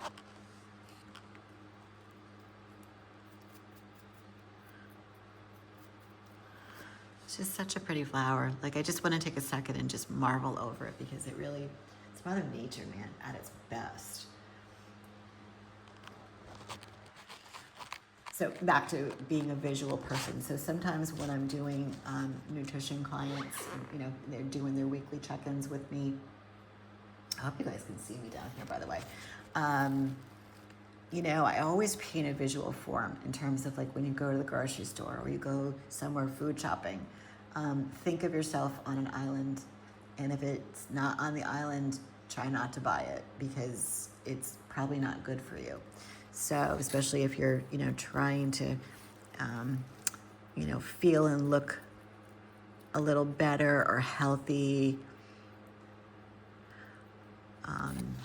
I've got a gal right now, and obviously I would never mention names, but she came to me and she's lost 38 pounds by changing some habits and really just, looking at things. She's kind of going through the change, and that's part of the problem. But you can manage it without going on hormone replacement therapy. And she's done really, really well. But then she gave me some news 2 weeks ago about her cholesterol, and it's, unfortunately it's a hereditary thing, and I feel bad, but she can do it. You can do it even if it's hereditary. You got to just change a few little things, and the numbers slowly will come down. But you got to move. You got to get outside. You got to take a walk. You got to just, God gave us legs for a reason. Just got to move them a little bit. And so she's going to try it before going on a statin. Statins are evil. They're not good for you. There's a lot of research that shows, even though they say it isn't, that it causes dementia. And she's only 46. And she's just too young. She's too young to go on a statin. Do it through plants. Do it through Mother Nature. But, get your protein in. And I'm not going to go talk about the shot. We're not going there today. This god-awful Ozempic and Wegovy, like, if you really, really need it, then sure, and then yes. But this whole Hollywood effect of people taking these drugs to lose a little bit of weight is just wrong. There's at least two people that I'm looking at right now. One of them is Demi Moore, and one of them is Kelly Osbourne. Now, I know her dad just died, so she's probably very sad, very emotional, and she's probably just not eating the way that she should. But I will say that what she is showing the world is a very unhealthy image, especially for girls and boys. So I just hope that she, feels better. I know she was very close to her dad. And just gonna move this up. So I understand that loss, that pain. All right, what else we got going on? So I wish her well. I hope I soon see some pictures of Kelly feeling better, looking better. She is a role model for folks. So hopefully she can get back to doing her job. All right, so the couple plants that we planted back here, those seedlings that we took off of the new zucchini tower, and we put them on the back side of this. Just gonna swing around, show you these guys right here and right here. They're single plants. That's the one that I did that little V tuck with the rock ball. Looks really good. So they transplanted nicely over here. My little workaround is still nice and tight on this side. Happy with that.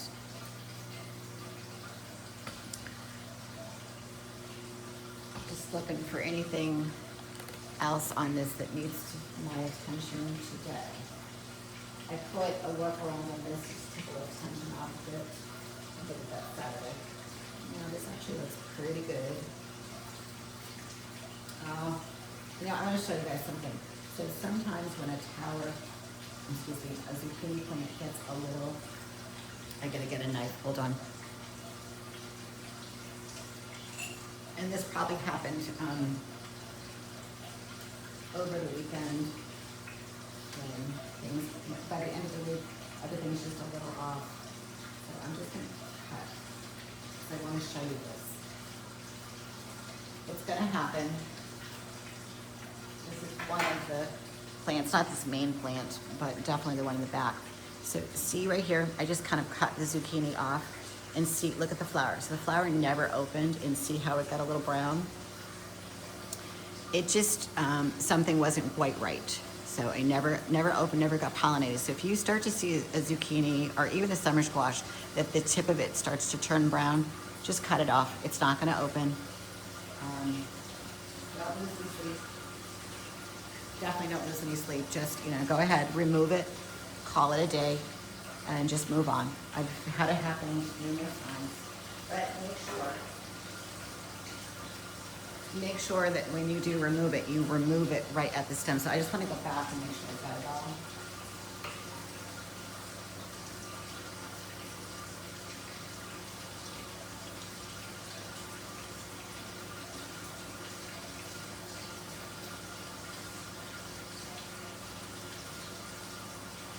Here's a tiny little piece. See if I can wiggle it out. So I got real close to the stem, just removing the excess. You can see right there where it was attached. Even that little piece will mulch down and create havoc with, you know, powdery mildew. So get it off. All right. So this zucchini tower looks really good. I'm very excited to add in the roommates later this week, the ones that are in the nursery. Give them a warm welcome over here. But these guys look really good. Super happy. And the summer squash today, I don't know. Again, I go to, there's just a couple. The majority of this tower looks really, really good, except for what we talked about yesterday, this guy, and now this one. I'm just gonna cut a few more of these. There's new growth, for sure. But, you know, if the whole tower was marbling or whatever you want to call that, then I'd be like, it's a problem. But it's just a couple plants. So I really do think it's kind of survival of the fittest. Who's going to make it, who's not? Because I lowered the nutrients. I added just a little bit of water, taking it down. I think at 2.4, you know, where they were was too high. And now I think they took it down to 1.9. Let me just check it.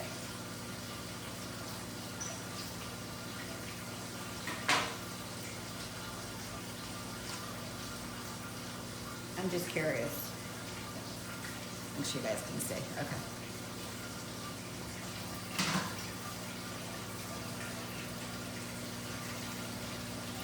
Okay, so it's reading 2.0. I don't know if you guys saw that, but 2.0. So, I mean, I'm really just comfortable with that.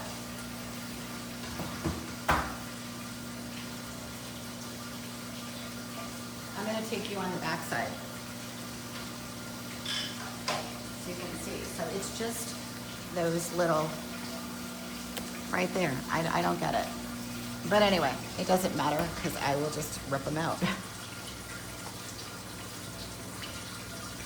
If it's not going to provide and serve new food, then I'll move on. So if the whole tower, this is just my point, if the whole tower was like that, then I could see, yeah, there's something wrong. But if you look right here on the back side, these guys look really, really good. Especially this one and this one, and this one to the right, actually, and this one too. So look up here. There's already fruit. Now, will they actually be fruit? Probably not, because I don't have, well, I do have flowers over there, but I sometimes will just pick those little guys off to just get the plant to grow a little bit bigger, girthier. So I really just do. I just do think that it's just, for some strange reason, it could be a bad seed. So more than not, I'm probably just going to take the ones that just don't look good, and the ones back here that are doing really well. They're going to get crowded real fast. So what I'll do is, you know, I started with 10. I'll probably end up with 4 to 6, and I'll just roll with that and move them around, give them some, you know, some more room. More room, that means more nutrients, more space, bigger fruit. So let's go to our lettuce. I was looking at the lettuce last night when I was making a salad, and obviously this guy is, you know, it's still kind of coming into its own. It's starting to darken a little bit. But I will say that this bunch, I used a bunch like this last night, that it's starting to, do I have a net pot for that? Hold on. I don't like, if you can see this right here, I don't like open ports, and I didn't realize that must have been last night. There we go. This particular, see how it's getting, and it's starting to, I don't think that's bolting.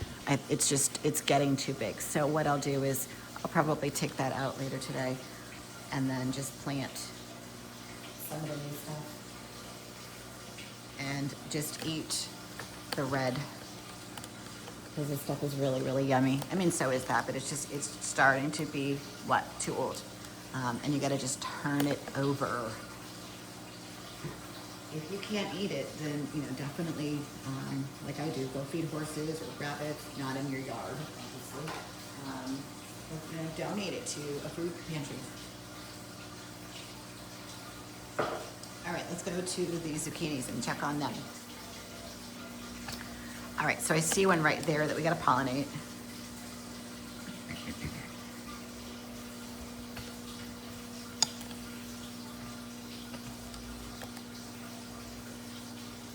I need my glasses.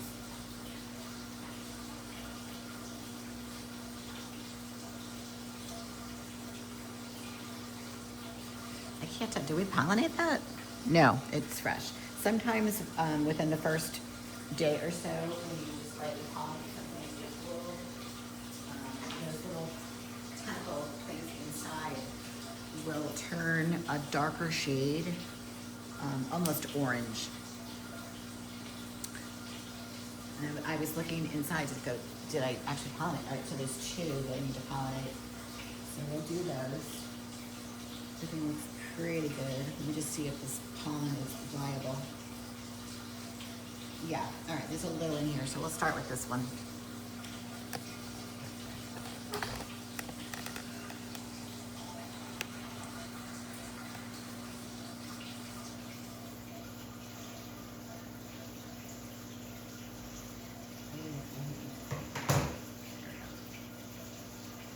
I got a little bit of pollen. This was an old flower that had curled up. Try to be careful not to, you know. So I'm gonna scoop up the bottom first. And this actually looks pretty good. It doesn't look sticky. I'm gonna support the bottom.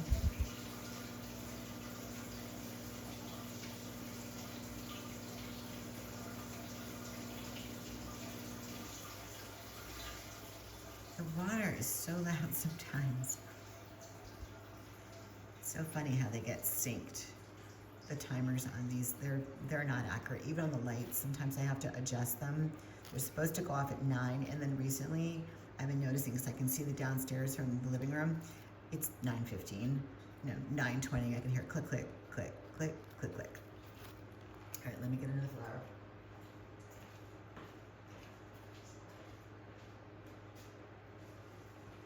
The timers on the towers have a mind of their own.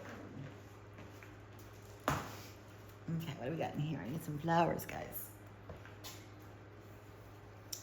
I got some older ones. I don't see any new ones that are open, so we'll go ahead and just peel that. And then just, so see right there, this is a really good example. So it's just starting to mold. And that's just because it closed, it's dying, it's composting down. This side right here looks relatively, you know, fine. Most people would probably just swipe it and grab it, but I'm concerned that this area is contaminated to this side. You know it's gonna go there eventually. And if I were to scoop that off and put that in there, would it mess up with the pollination? I don't know for sure, but I'm not gonna risk it. So I'm just gonna toss that flower and look around for something else. Why chance it?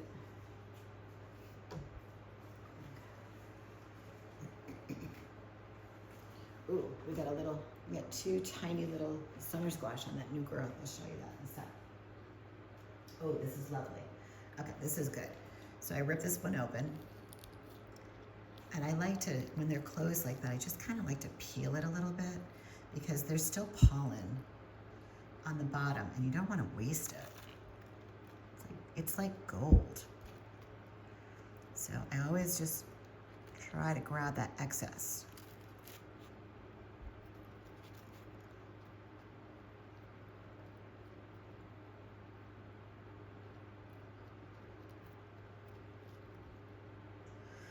Scoop from the bottom.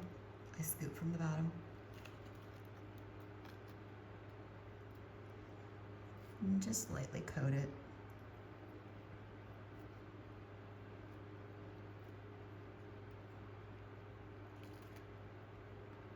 I think that's okay. I'm going to save this because I've got one right here.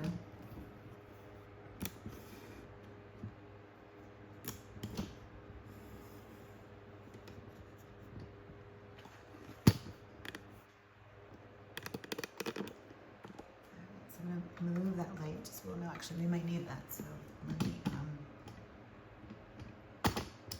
I think I can tilt this with one hand so you guys can, yeah, there we go. So again, just, I'm gonna grab that back side so it doesn't get swiped by the back side of the flower. They're so pretty. And such a pretty yellow. I never used to be a big yellow girl, but I do, I love it. I feel like it's like sunshine. Makes me happy. And see how the pollen is still sticky? That's just because it's a little bit older. And when it's fresh on a bloom and you go to grab it, it slides right off. But there's, you know, because it's humidity in here, it just gets a little sticky, like wet snow. We've talked about that. All right. I don't see any other flowers, but I'm gonna remove that one. Oops. That's not gonna make it. Okay. Here's one, not gonna make it. That's okay. There's many more in here. All right, what's going on here? All right, you guys, take a look at this. Take a look at that. Remember I talked about the coiling of these leaves? Look at the summer squash, that the leaves are contorting the summer squash into a, you know, like a U shape. And it's kind of open. I don't know, I'm gonna try to rub a little bit of pollen and see what happens. I don't hold a whole lot of, you know, hope for this, but we'll give it a whirl and see what happens. But it's because they grow like that. It's so weird. Okay, but I do want to show you this. So this is that broken stem, just a little update. And look what's happening right there. Got a little summer squash there. And again, they're probably not gonna amount to a whole lot, but it just, I'm willing to let this go. I'm gonna, well, that doesn't look good. So I don't know, maybe I'll cut that. But probably because it's, you know, little. What do we got going on here? Let me tilt this up. That one's growing. Got a little bit of, oh, that's a nice one. See this shiny finish to that? Oh, love it. And then this is just about ready to harvest. See how it's turning gold versus that light yellow? It's almost, you know, almost overripe. So maybe what I'll do is, let me just check on that one too down here. That's getting kind of yellow and gold. Some more flowers in there that I didn't see, but you know what I'll do is I'm gonna grab some pollen. Look at that. I'm gonna go put it back in that flower.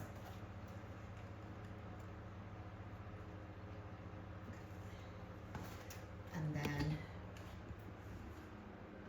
come around. I thought there was one on this side.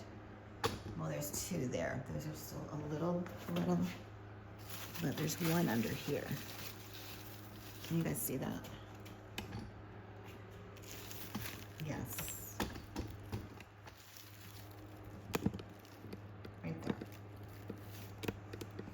And that one's getting a little gory. So I think what I want to do is I want to harvest these. So let me just back up. I'm going to harvest two. The ones that I think are just getting a little too gold. I know I've got scissors around here somewhere. Here we go. The one on the bottom,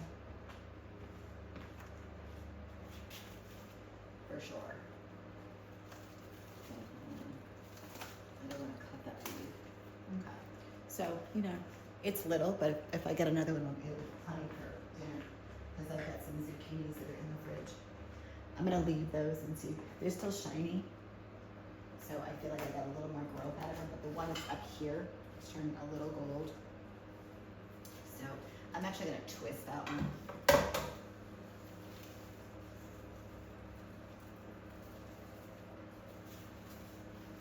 And twist it, just because it was in there.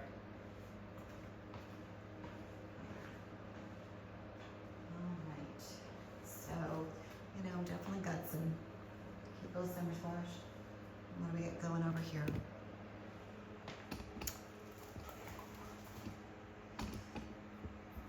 This has a life of its own. It just keeps growing, growing, growing. I'm gonna just take a quick peek at what needs to be pollinated. Got some good growth. So here's a perfect example of don't let things grow close to the lights. Overnight, these guys just decided, hey, let's have a party and attach to the light. No, let's not. Let's go over here because they're growing into the light. No.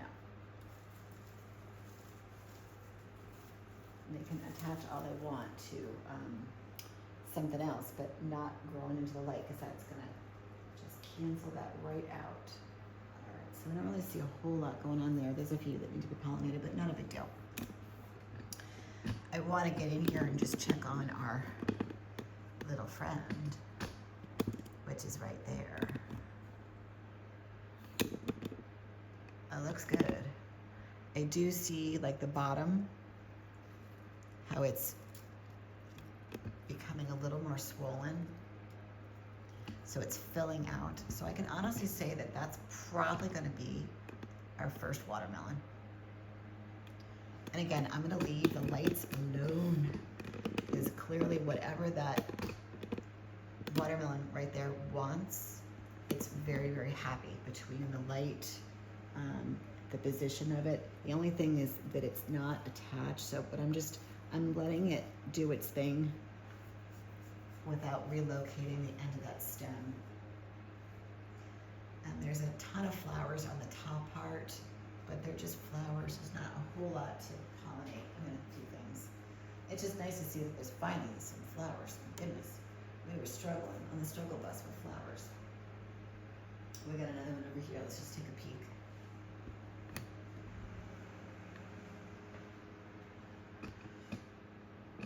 There we go. Oh, right there. Let me come in this way. Come down. Right there.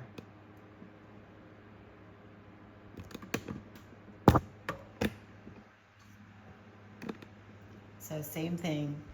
You're getting some really good vertical lines showing that it's pollinated, filling out. These are sugar babies, so they're not going to get, gigantic. They're going to get the size of maybe a grapefruit. So again, this thing is just, it's mammoth. This whole thing is just, crazy, crazy big wall. All right, let's take a little tour of what's going on here, making sure that no other leaves are struggling. Got a big boy right there.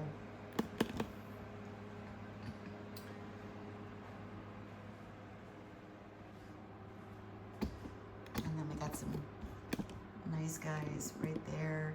The twins. Double trouble.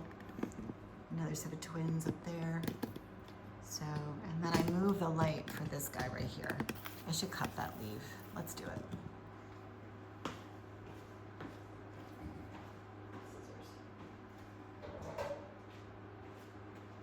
By cutting this leaf will allow just a little more light. See how that just brightened it? So now that can develop just a little bit better. And maybe, what's going on there? Let's cut that one too. Just, yeah, there we go. Now it's got some real nice light. All right.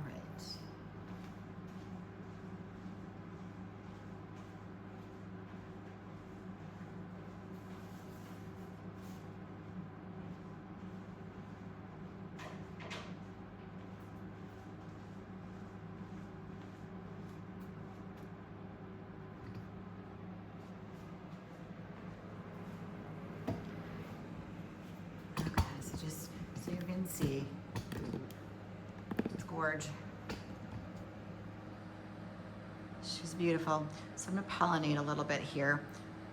Green beans. So if you watched yesterday's live or even just, rewind, I said that the green beans are, they're really close to blooming, and I called it. So you can see right here,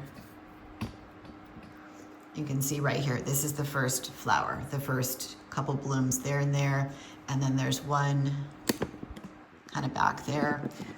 They're all pretty much planted at the same time, so it's just a matter of, you know, who's gonna pop first. And I'm gonna adjust the lights because the green bean leaves are pretty delicate. I mean, it's a hardy plant, it's a bush bean, but when you get the lights too close, it will burn. There's no question. So that's all I can see for blooms. So I know that they're gorgeous, but they're very messy. Not as messy as the cucumbers, but they do fall everywhere. So it's a lot of vacuuming and just cleaning up, but it's worth it.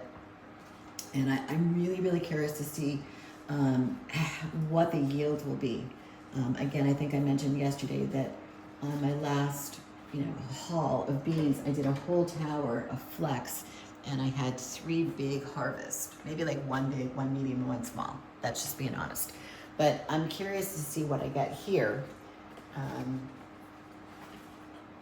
As again, I'm for just, you know, go ahead, plant, harvest, turn the tower over. I can actually see that the one was too close, so it actually started to burn just a little bit. So it's time to move them out. And sometimes that requires moving the tower just a smidge to adjust. That one's out. Pull it forward just a little bit. Oh my God, I just barely touched the tomatoes, and the aroma from those leaves are just, ooh. Sometimes the first thing in the morning, that's not what I want to smell. But that's okay. But see, they're just gorgeous. I mean, it looks like, it reminds me of a little lady slipper. If you guys are into orchids, which I am, I absolutely love it. It looks like a lady slipper. And funny story about lady slippers. So when I was a kid, my mom took me and my brother, and we were with a group of people, I think. And we were, I think, just, you know, in the woods hiking or, you know, playing as a group. And I may have strayed away, as, you know, I always did. And I'll do this as I'm pollinating, tell you the story. I came back and I had picked a bunch of lady slippers out of the woods. And my mom was like, oh God, no. And the reason is that is the state flower of New Hampshire, where I grew up. And for every flower that you pick and you get caught, there's a fine of $100. I'm a kid. I'm literally like, you know, I don't know, 7. I had no idea what the state flower was. But there's 2 takeaways. I loved flowers at a very young age, and turned into this. And I just, you know, I've always found them, you know, really pretty and magical. And they're just, I don't know, they're gorgeous. They don't have a scent. Orchids don't have any scent. Well, maybe there's one. When I was working in the Exchange in Boston, I got to see some really, really pretty rare orchids. And there is a stem. It's not a phalaenopsis. It's like a very, very small, very stringy orchid, and it's called Sherry Baby. Believe it or not, I'm not making it up. You can go research Sherry Baby. And it's just a big spray that comes out. The flowers are very much like that, but they're a burgundy brown, and they smell like chocolate. So I was like, I have an orchid named after me, and it smells like chocolate, and I love chocolate. So I was just, I don't know.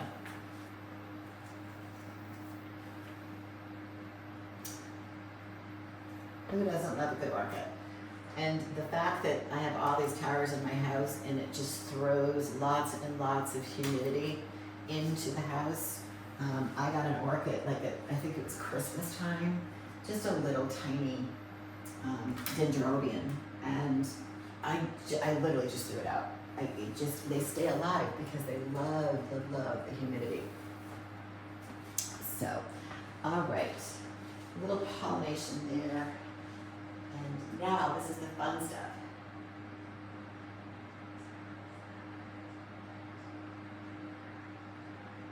Yes. So I'm gonna, and again, there's a little lag time when I answer the questions, and I can put this in writing to you a little bit later. The lettuce is amazing. If you are, there are obviously just tons of varieties of lettuce. And what I would tell you is experiment with them. But I will tell you, like, if you grow arugula, which let me just show you the seed, that if you buy from Tower Garden, you go to my website, towergardening.com, and you click on just say like the home, and it will take you exactly to where you need to go. They, as part of your kit, let me just see if I can get you over. What would be the best camera?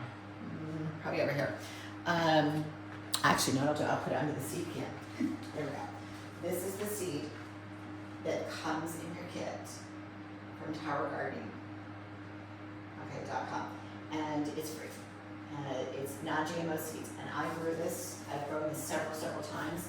So if you like arugula, not only does it grow incredibly fast, super easy, but it is the best arugula I think I've ever had.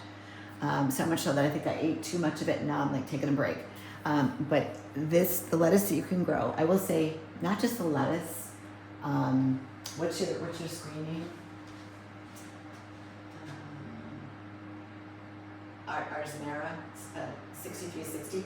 I will tell you, everything that you grow on these towers, not only does it taste better because it hasn't been processed and sprayed and stored, you're picking it off the vine like it's in your backyard or at a farmer's market.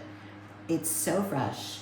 It definitely has like a lovely consistency. Like my summer squash and the zucchini, man, oh man, they are just incredible. The green beans they're crisp. They're not like watery because they've been in a plastic bag, which then you have all of the phytoestrogens that from the plastic that can get into the food from the time they pick it, time they wash it, trim it, and put it into the bag, and then they heat seal it, and then it goes out to the stores.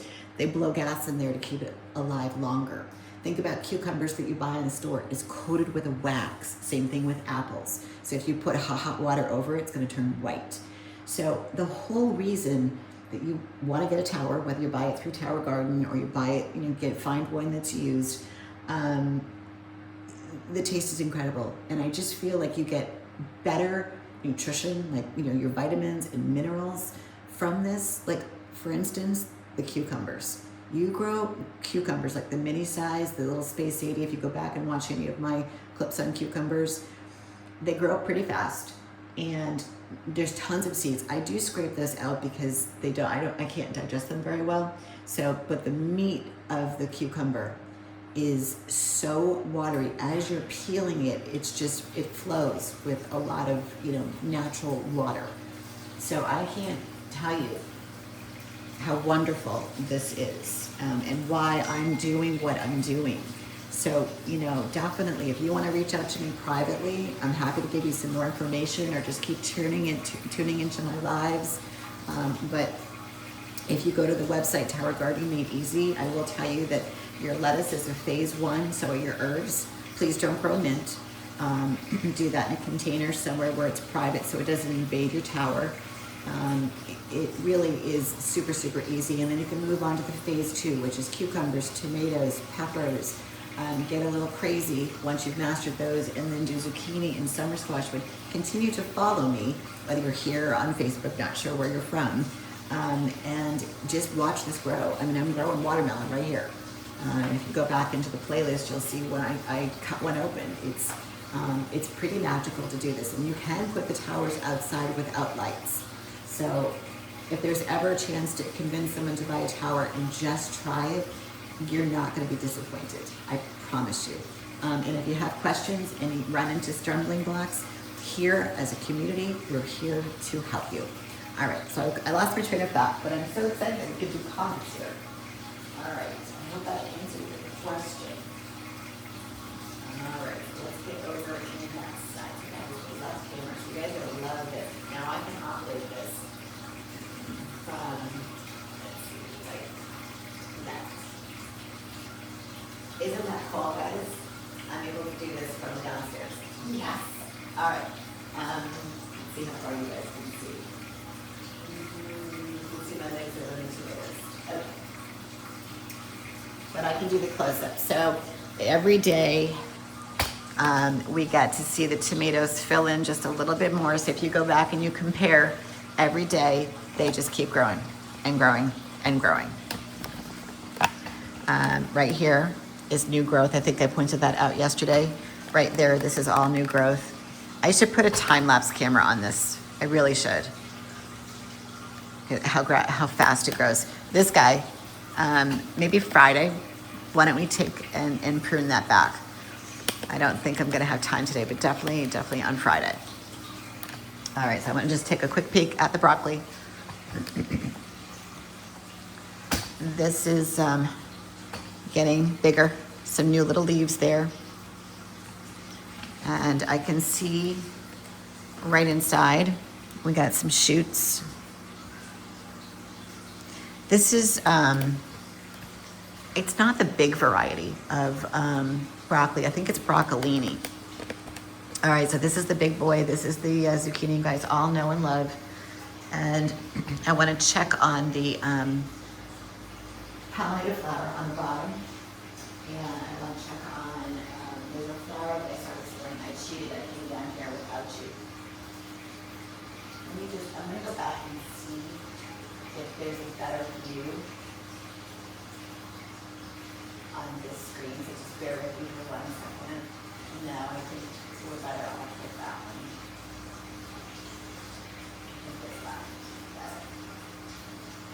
Yeah, okay. Let's do that. And I'll get down and you can see it. I noticed the big one this morning is pretty big. I cooked up one of the zucchinis that I pulled last week. Oh, that's the other thing too. I will say this, when you grow your own vegetables, as some of you know, let's just say I pick this zucchini that's on the bottom, I'm gonna show you in a minute, and I put it in the fridge. This thing will stay fresh for probably 2 weeks versus going to the grocery store and it's dead in less than a couple days. When you think about the process of the whole picking it, God knows where it's coming from the field to processing, to crating, to shipping, to refrigerator, to another refrigerator, to plane. God knows where it's going to go after that, to wholesale places, to retail. It could be 2 weeks before it actually hits like a market basket shelf.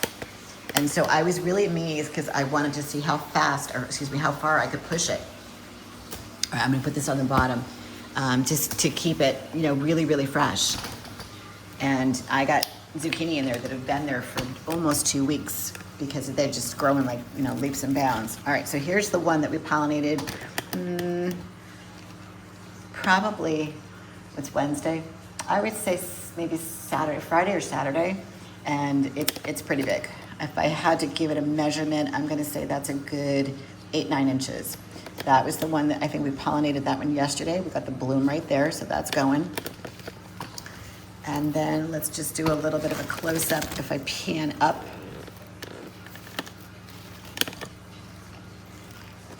I'm just gonna pick that up. I think we pollinated that the other day. That's pollinated, the bloom is there and closing. And then I noticed this morning, which we'll go ahead and do that today, another one is right there that needs to be pollinated. So I'm gonna just set this up a little bit. Probably bring it up a little bit. So the flower's pointing down.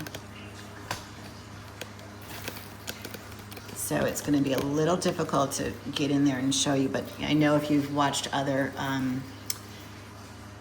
lives or videos so far, you've seen me do it quite a few times. I'm gonna grab from a flower that's kind of open, not all the way. I prefer it all the way open just to get that real, buttery gold snow, I call it. And then because this is down, I'm gonna have to, let's see how I can do this. Maybe what I'll do is I'm gonna take an old flower and open it because it's down and I actually have to get on the ground. So, oops, sorry. And pollinate it this way. So let's go here and then up. Maybe if I bring this in. It's like, you know, being in an Amazon. Let's see how I can do this. I set that up a little bit. I don't have glasses on, so I think you guys can see that. But most importantly, I just got to get in here with, there, with this flower that I'm going to open. Now, see, there's not a lot of pollen on this one. I may have already taken what I could, but there's one above it. See the one that's way up here? Probably not. All right. Oop, it just fell. So let's rip this one open and see if there's anything in there.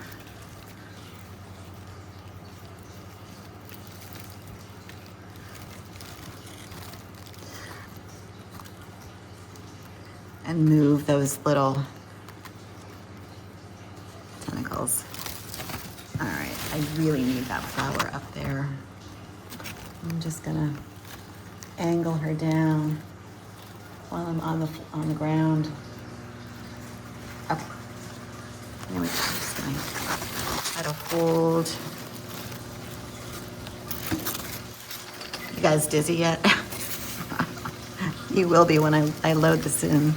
And now I just have to tip it up.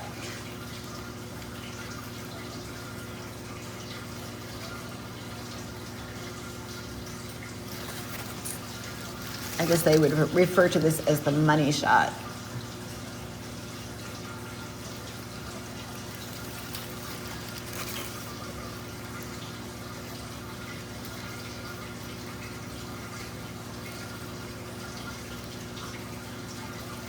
Just painting it a little bit. I just wish this flower was just a little bit open, more open, because it would release that pollen. It's just a little, well, you know, if this one doesn't pollinate, it's not the end of the world.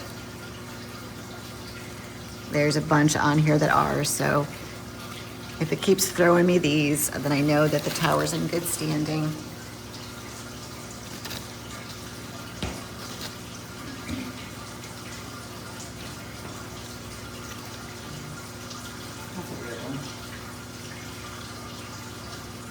A weird flower.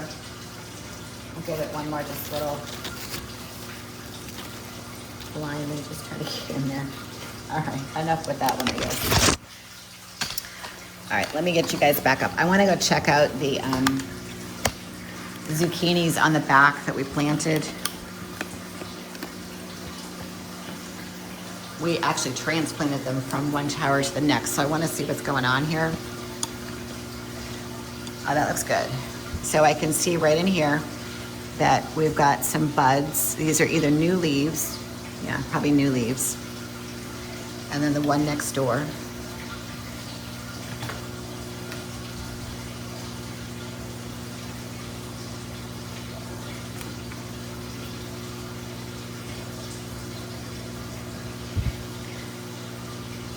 Still, you know, it looks good, but the one right here, I could just tell, because I've been doing this now for a little bit, I can just tell when you've got one plant, I can tell the stem, the girth of it, that's just really strong, and then these leaves got really nice thickness to them.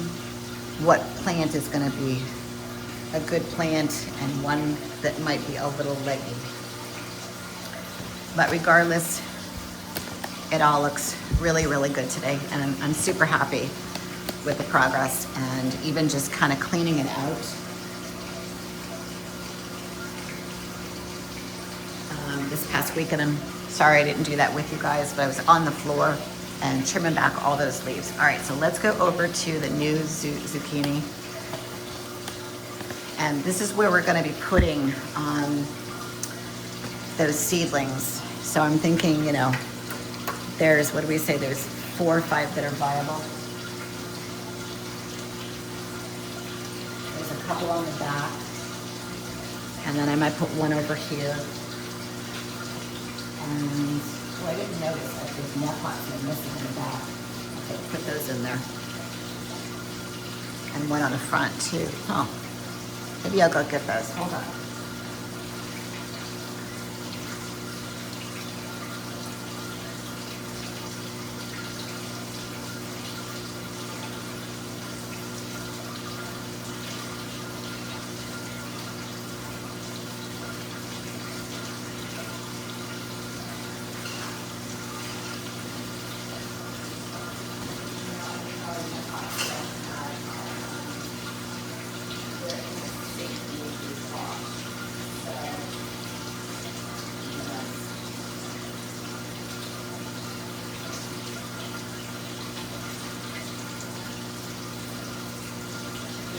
squash, unfortunately. All right, so we'll put those in a little later. Not a big deal.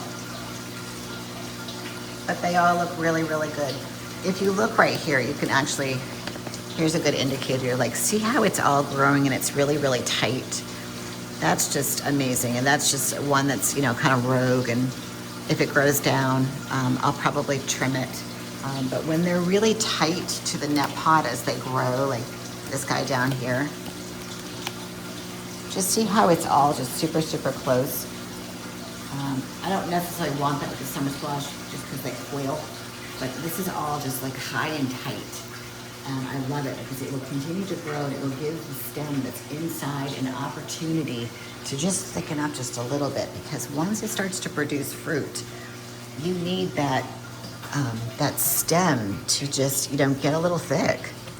Otherwise it's gonna crack and then you're gonna have, you know, to do a workaround, which, you know, it's not the end of the world. And that's what I mean about that. If you're new here, is just tying some support and just making sure every day as it grows that you're supporting that stem and taking that weight off if there's fruit that's there. Okay, so here's the problem child. Here's the summer squash that, you know, I keep saying there's a few leaves that are not doing so great and I just keep clipping it back. But I really do think it's the point.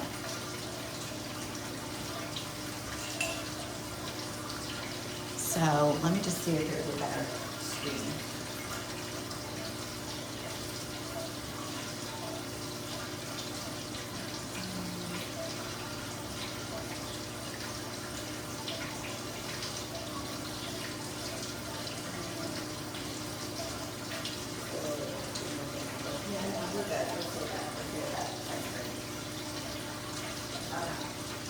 So you see that little very bottom, that little seed can?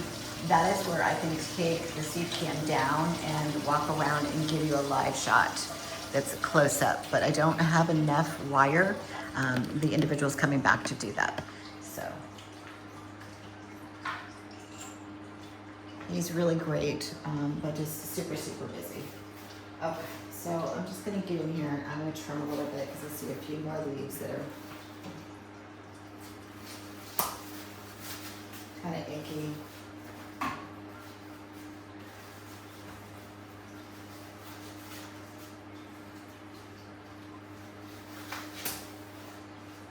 don't want to, you know, devastate the plant.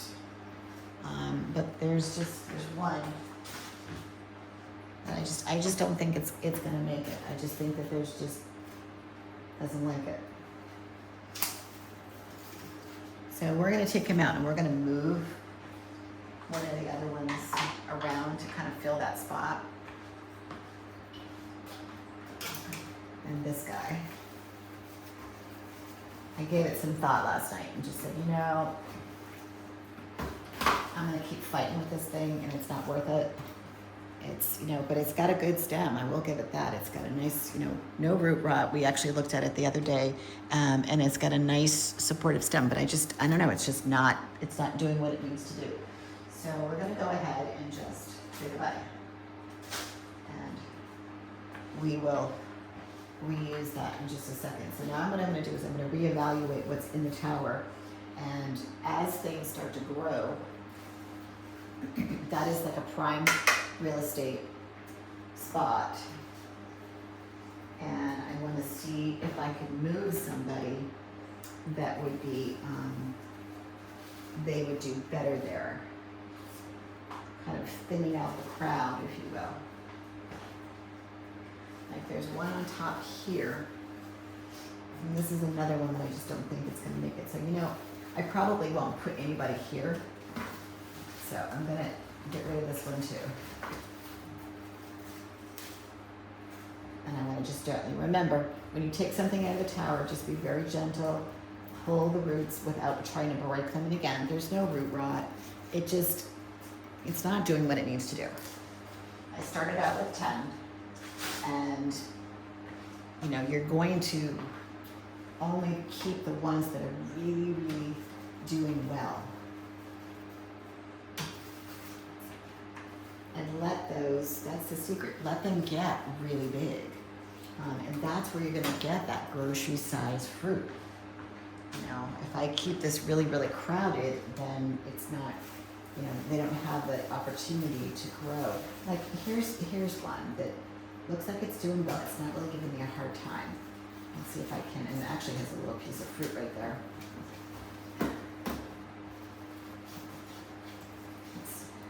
And it's what's going to happen is it's underneath and it's going to get shadowed.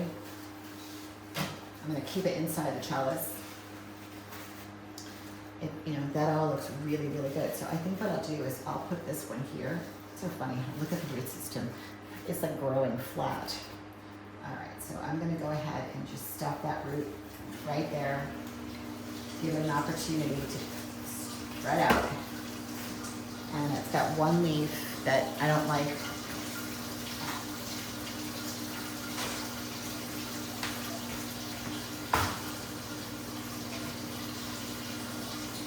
It's back here, and that just could be lack of light because it was already getting shadowed from this guy back here. That's really good.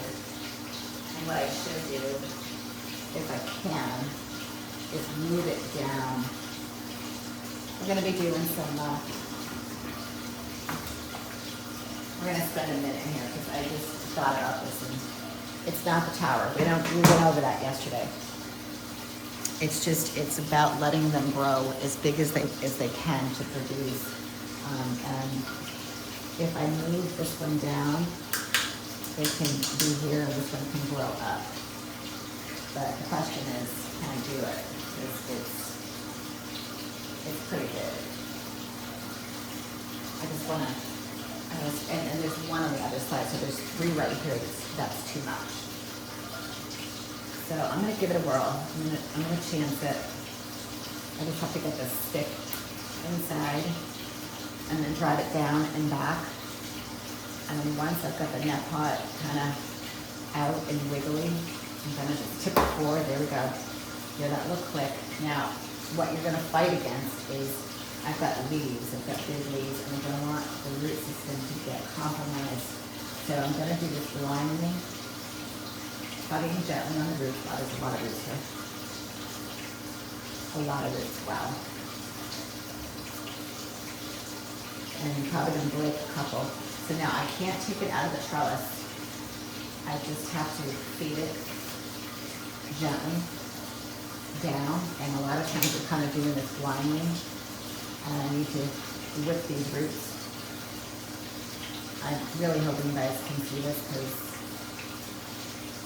you know, I'm not going to be able to get all the roots, so I'm going to just break that.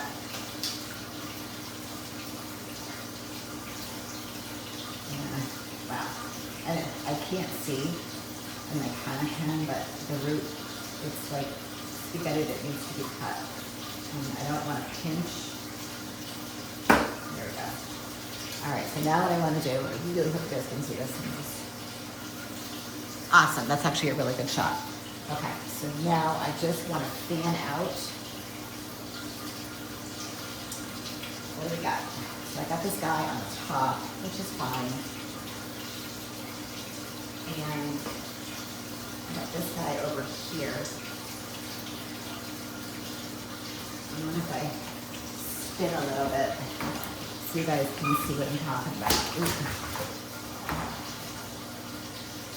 So this is going to continue to grow and this is going to get shadowed.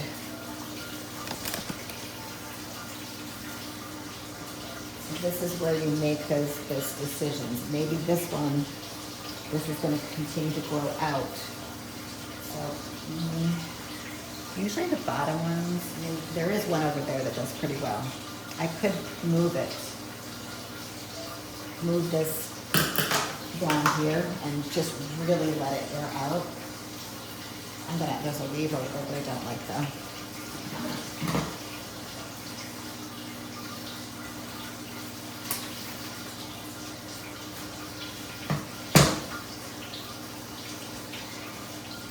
And this leaf back here, for right now, I'm going to trim it back because it's going to get splashed by that guy and it will just create havoc. So I do think I got to move this. Let me just think about that for a second. Okay, we'll go to comments. If anybody has any questions, I can see them on the computer. I can't believe we have a computer down here. I'm so excited. That was my birthday present. I really wanted it. You know, I know I invested a lot with the cameras, but I said to my husband, because my birthday is coming up, and I'm not going to tell you, but it's coming up in a week or so. And I just said, I really do need the second camera because I can't keep running up and down the stairs. And if a camera goes down because of our internet, he knows how bad our internet is. I need to be able to correct it. Oh no, really, look, he's going to take off and fly. Sorry, he's mad at me. I'm moving his home around. All right, so I am going to move that guy down. Where'd you go? I'm here on the light. All right, let's move him.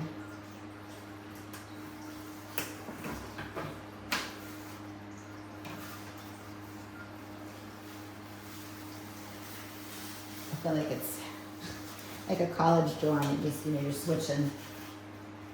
You're switching from year to year to the better location. And hope and pray you like your roommates. All right. Okay, I'm okay with that, I think. Yeah, because there's one down there.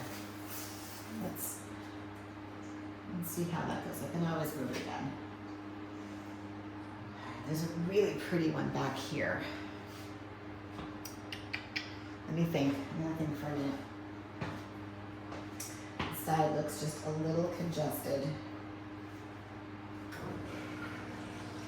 That's gonna grow. In my mind, I'm just thinking, I know how big these get, so I may move one and space it. But which one is the question? This one's probably not gonna make it. Maybe. I don't know. We'll let that one go for now. But it just seems kind of wimpy. Oops. Sorry, buddy.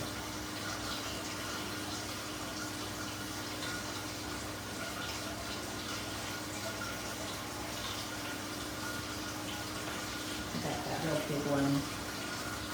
I put that there, and that can come this way. Alright, maybe we do that. Let's bring this one out. So let's go this way with the tower so you guys can see. It's so funny, you know. Sometimes I wake up in the middle of the night and just think like, okay, what needs to be done? What needs to be done in the room? And I lay there and I go, the new summer squash tower, because I just know that there are certain things that I don't like that word.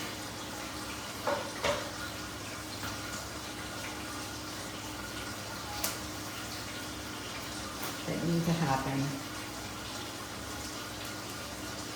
And see, it just, I don't know. We gotta just say our prayers with this tower, I think. Alright, I like that one there. I like this one here because it can grow this way.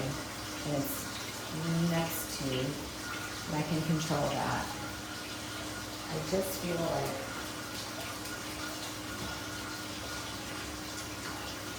this guy, or even this guy,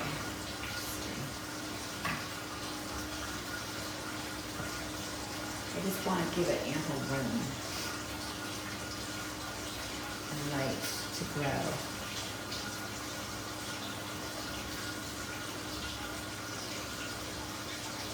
I feel like he could go up one, but then it's going to shadow this guy who's a newbie. Put the newbie over there. I think that's what I'm going to do. I'm going to take, this guy's got a big shadow.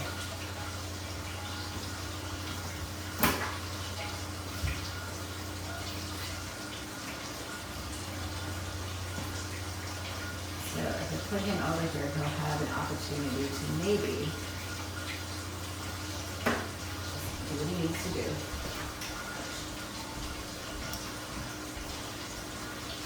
And then let's move this big guy up one.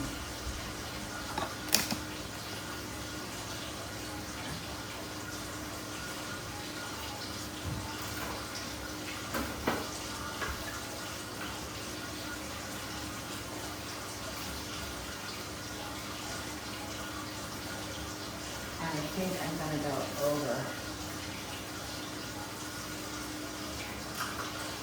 I'm gonna go here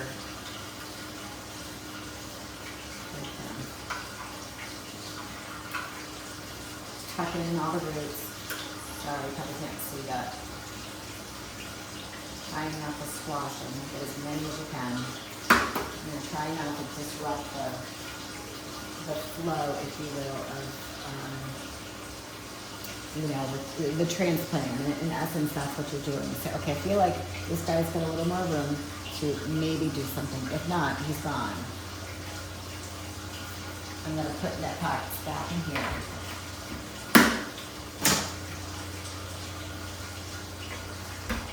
And there, you need to get over here so it doesn't splash. You don't want to get the leaves wet when you leave them be. This looks pretty good. And this guy can actually move up. Because I don't want to put anything right there because I think that's going to definitely, I could move this guy here and just, because he's going to get shadowed. Let's do that. Take that out. Put this over here.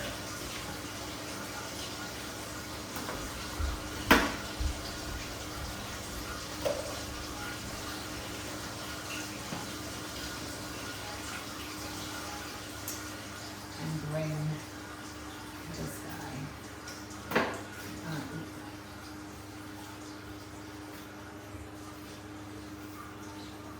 there. You can just tell by the root systems too how they're developing, and I can say this one's, mediocre. Should be better. And let's put that in a pot back here.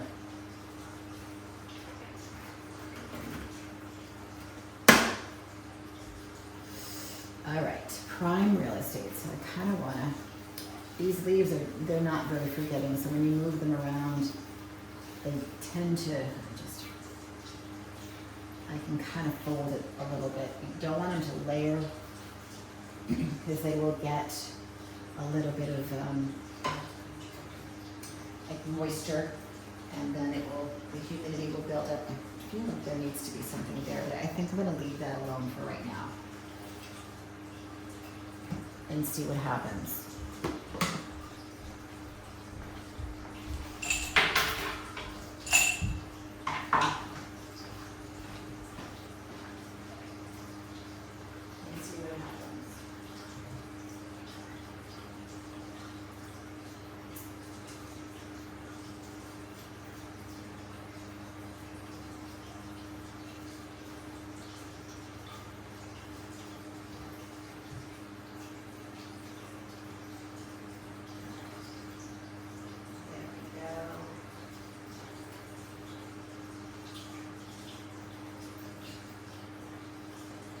Turn off my the sleeping setting, because when it does that, it stops the screen share. That was a work in progress, right, guys?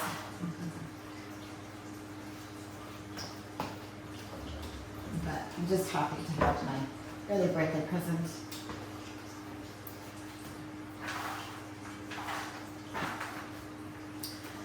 So we'll position that. There's a little bit of water on top. I'm going to go ahead and wipe that.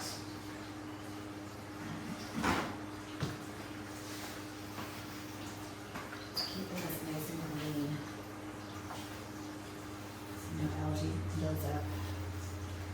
All right, let's go and swivel around to the lettuce. I think we talked about this just briefly. The lettuce is just, again, I'm going to pull that leaf. If it's shadowing the new guy, don't want to do that. So I'm definitely going to have to use that top bunch because it's just growing out of control.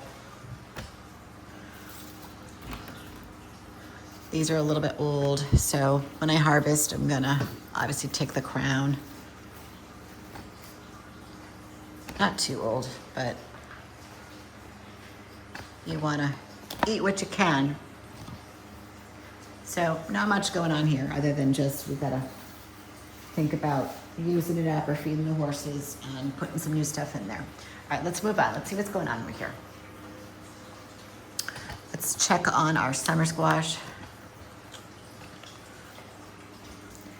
I harvested those couple and I think I cooked one last night. It was really yummy. I think we've got one to pollinate that's over there. Or did we pollinate that yesterday? Yep, yeah, we pollinated. Here, let me just show you. This is how you know. So when something needs to be pollinated, it's just kind of that light yellow, but see how that right there is almost like, I guess a good way of describing it would be dirty. It turns very dark, starts to close. That's how you know that you've done your job as a bee. And it will start to grow. So let's just check on the ones that were over here. I'm just gonna pull off some of these old flowers. We've got this guy down here. He's really gorgeous. I'm gonna let him continue to grow. I'll just touch that end to make sure it's not wet. Although I am a little concerned about this stem. It's a little wimpy and it's carrying that big fruit. So I'm gonna go ahead, I'm gonna lift you guys up. And I'm just gonna start to look for any cracking. No, it looks to be, the top looks great. And it just comes all the way down with all that new growth. So I don't see any cracking. And then this one, I feel like these towers, they cycle, and for, you know, you'll get a bunch of little stuff and then all of a sudden you'll get, like, there's one, there's two that are ready to come off. These guys, not yet. It cycles. I think there may be one over here. Here's one that's gonna pop pretty soon. There's that one. Yeah, I mean, there's one down there, little. We'll let that one go. And of course the celery. Got to clip that back. All right, let's get to the good stuff. So I posted in the post area yesterday about the watermelons and like findings. I can honestly say that there are a couple, but I can say this one in particular, it's definitely pollinated and it's growing, and I'm watching it, and it's right there. So if I put my hand behind it, you can kind of see it. Just every day it keeps filling out just a little bit more and more. Let me see if I can find something that would be represent the size. Oh, I know. I can use, I've got a tablespoon.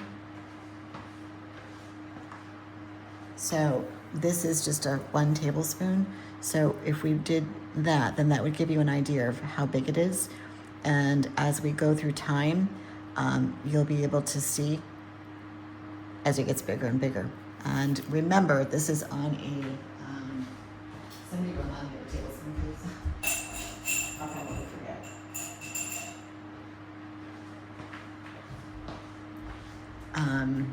It's on a loose stem. Now, I'm not gonna adjust the lights because that is part of why I think it's doing so well. That it's pollinated, and then it found the light source that it likes, and it's on this very flimsy branch that's not attached to anything. So I'm gonna leave it because it's not heavy as of yet. I'm not gonna worry about it. But the minute it starts to get really full and round and get a little more weight to it, I'm gonna have to find a hammock or build one, and I'm gonna do it from the top. So we'll attach it way up there and then support it, let it hang in it. Maybe if I tie a couple of those green grocery bags together, that'll be the hammock. I'll have to work on that. But that is the secret. If you watch the playlist on the watermelons, you'll see that's kind of how I did it last year. And I honestly didn't know what the heck I was doing. I was like, okay. There's one down there on the, this would be good if this one is pollinated. I can't. So it's, I'll bring this down. I think it's pollinated and it likes the light source that it has. But it's not as big as the other one, and I love the fact that it's resting on this because I won't need a hammock. It will just grow. So there are a couple other ones that I've got my eye on, and how I can tell that they're growing in another way is, let me just get to this one over here. See how the stripes are getting just a little bit more pronounced? That's how I know it's stretching. Like here's one.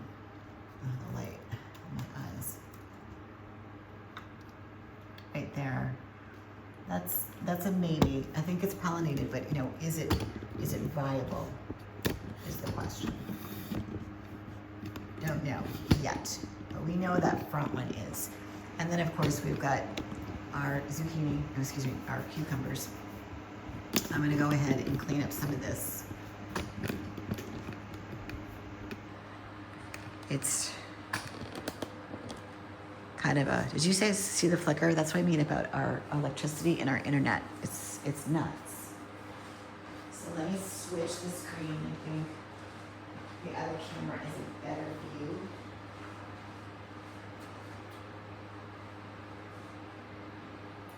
On the right. Yeah.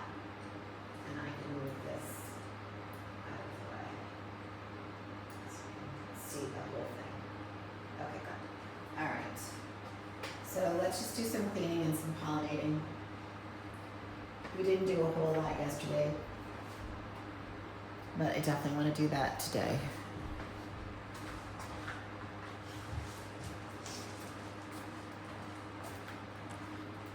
And make sure that I'm tall enough. Yeah. Okay. Just clean up these flowers. Slide this underneath and shake it a little bit.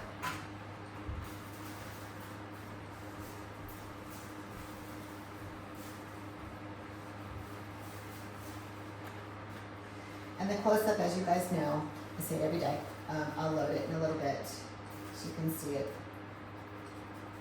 Ooh, I touched something, man, I'm itchy. Must have been the summer squash. So I'm just looking for things I need to pollinate. This big guy up here, he's pretty big. I should probably harvest him before it breaks. I think it will. Let me go get some scissors. He's pretty good size.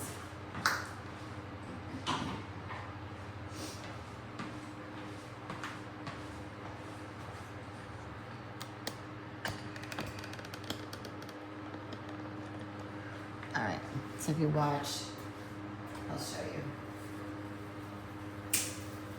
It's just a lot of torque on that stem. It's a lot of torque. So,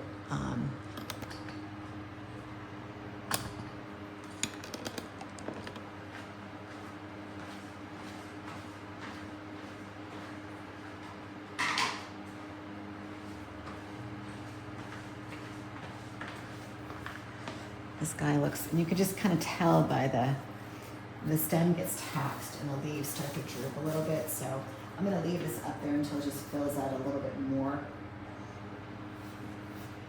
That one down here. So I like to keep an eye on all the stems and the integrity of them. Otherwise, they will they'll crack. They'll get a mini crack, and then all of a sudden you'll come down and that whole stem, wherever it's attached to, will be limp because it got cut off. I'm just going to turn this off for a minute.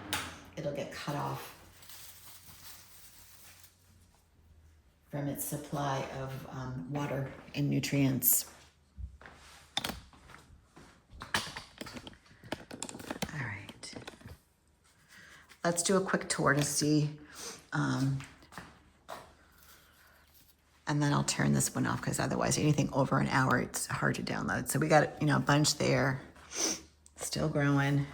See how I have to, there's two right there that are pollinated. I've got one balancing just because it's on one of those little wimpy stems. And these guys right here, they're pretty good size. So once they all start to really grow and pollinate, you just better like eating cucumbers because you get a lot of them. There's one actually in the back I can see that's filling out way out back. Let me give this a start. Here we go. All right, got all kinds of cameras. All right, so let's pop these up and see the roots.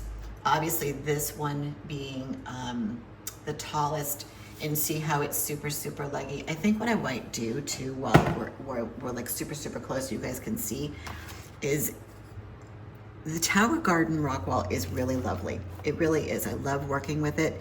It doesn't give me splinters, and oh, look at that. Look at that. That's really lovely. So I'm gonna go up so you guys can see it here in real time. I love it when it circles around like spaghetti.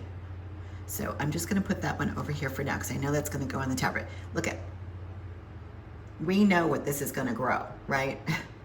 We know it's over there, and we've pulled, you know, grocery size, you know, fruit off of the tower. So there's no way that this is gonna support a big, you know, honkin' zucchini. So we have to support that. There's just no question. And how do I do it? I do it in the tower, to be honest. But I use, you know, pieces of rock wall. This is my recycle bin. I just toss them in here if a seed doesn't sprout like this one. And then we're gonna take it and we're gonna put it around the hole, but I'm gonna do the up close so you'll be able to see that when I upload it in a little bit. So we'll take that over, but there's just no way. All right, so let's go ahead.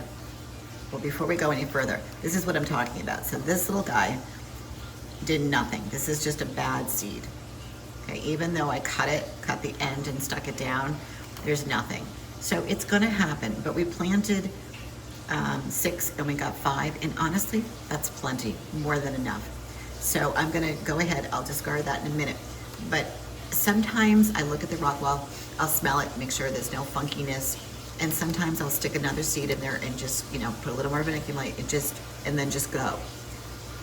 But most times I'm, you know, busy and don't have time.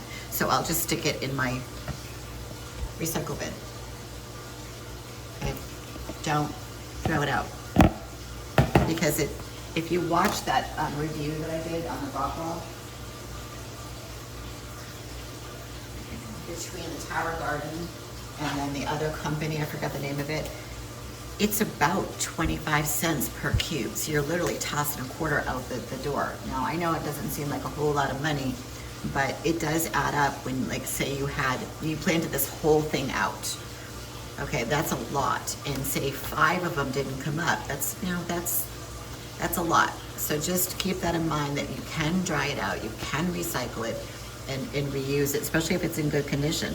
Just put it out of the light, let it dry. I rip it up, and I'm gonna use it in a little bit. So let's get to the fun part, sorry. All right, so I can see the roots. If you look nice in there, you can see some of them popping up through the top. Turn it over, you get a nice root there and a nice root there. They're there, and then you can see through the top, little roots there. That's okay, because it's gonna fill up this whole cube. The whole cube is gonna be all roots eventually. But what I love is it's not too dangly. So let's see what's going on with this guy, because this is one of the last ones to pop up, this one and this one. Okay, so that's got roots on pretty much all sides. So the rule of thumb when you're planting is you kind of want roots coming out of all 4 sides. But I can honestly say that I feel very comfortable with zucchini phase 3 plants. Phase 3 plants. I don't have a problem with even just a little bit of root. Even if there was just one, I'm okay with it, because they're pretty hardy and they grow real fast. And then you're gonna put them into the tower, which has nutrients. This is just tap water. There's nothing special about this. This one doesn't even have any roots, but honestly, I know it's probably fine. That's how comfortable I feel. Now, if this was I mean, look at this guy. Look at that guy. Let's just say this was a celery seed or a strawberry seed. I think I have a packet. Like, I think I have 1 million of these. I grew these last year. And it took a really long time for the root system to develop. It took a real long time for them to even do anything. It was a journey. That's all I can say. And you can go back and look at some of the old videos if you want. But I'm not gonna grow those again, because it yielded, when you look at the picture, what I do love about this company is their artwork. being an artist, they do such a wonderful, wonderful job with their packaging.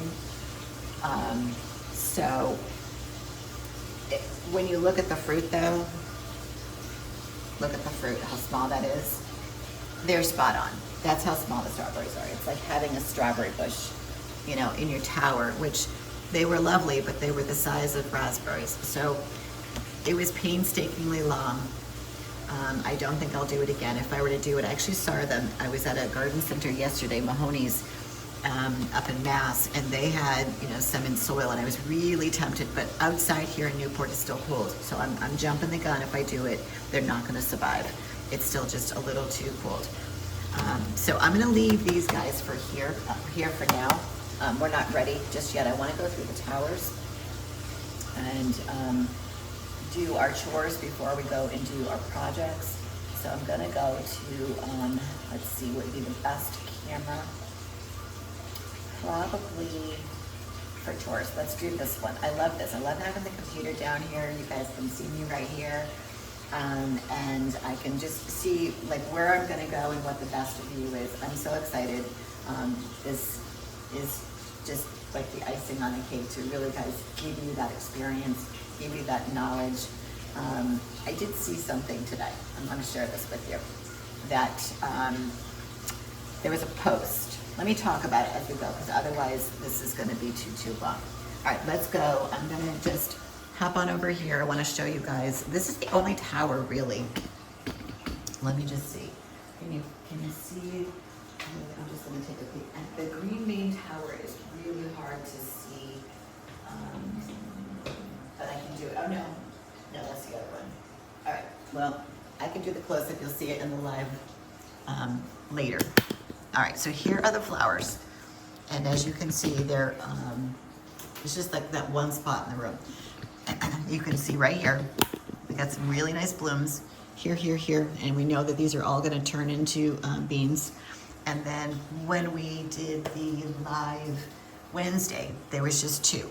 So look at today's Friday. So again, you'll be able to go back and see in the loop later this afternoon the difference, like how fast these popped. And then we got some back there. The leaves all look amazing. Very, very concentrated. We got a little up here. I'll let them rest on the light, which bothers me, but I'm okay, I guess. We got some back there. So we had some good growth over the past, and then back there, if you can see, there's some back there. We had some really good growth over the past 48 hours. I love seeing hours versus days because it's the truth. You know, we went 2 days basically, and you know, I know from now, if you watch a time lapse, if you go into the time lapse playlist, you'll actually see how fast these grow. So again, we only did, I think, 5 plants. It filled up half of the tower, but you know what?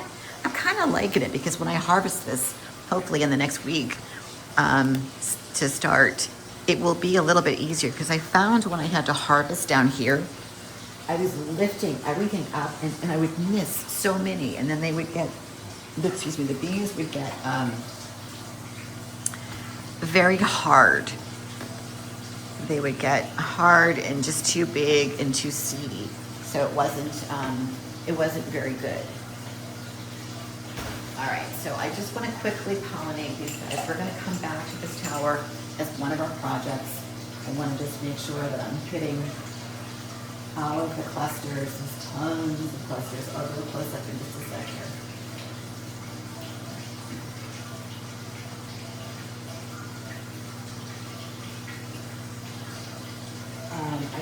Normally at this point, I'm thinking about turning that tower, the other tomato tower, over, but because of what we did, that big haircut, I'm really just thinking I'm just going to let it fill in and see if I can get some more longevity out of it, because the tower itself, if you watch that video, it's at the end of the week in the afternoon, it really does have a lot of longevity, and it's super clean.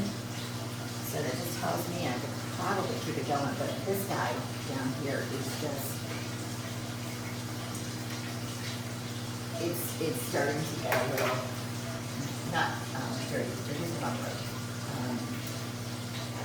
concentrated with the foliage, and I want to prune it back.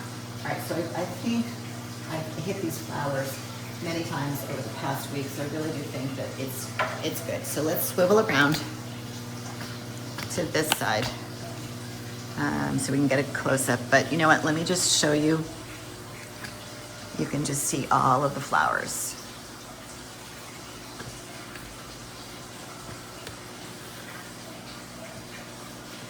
And all of these flowers represent tomatoes in different stages. Like, see that little baby one versus the bigger green ones? That's where they're headed.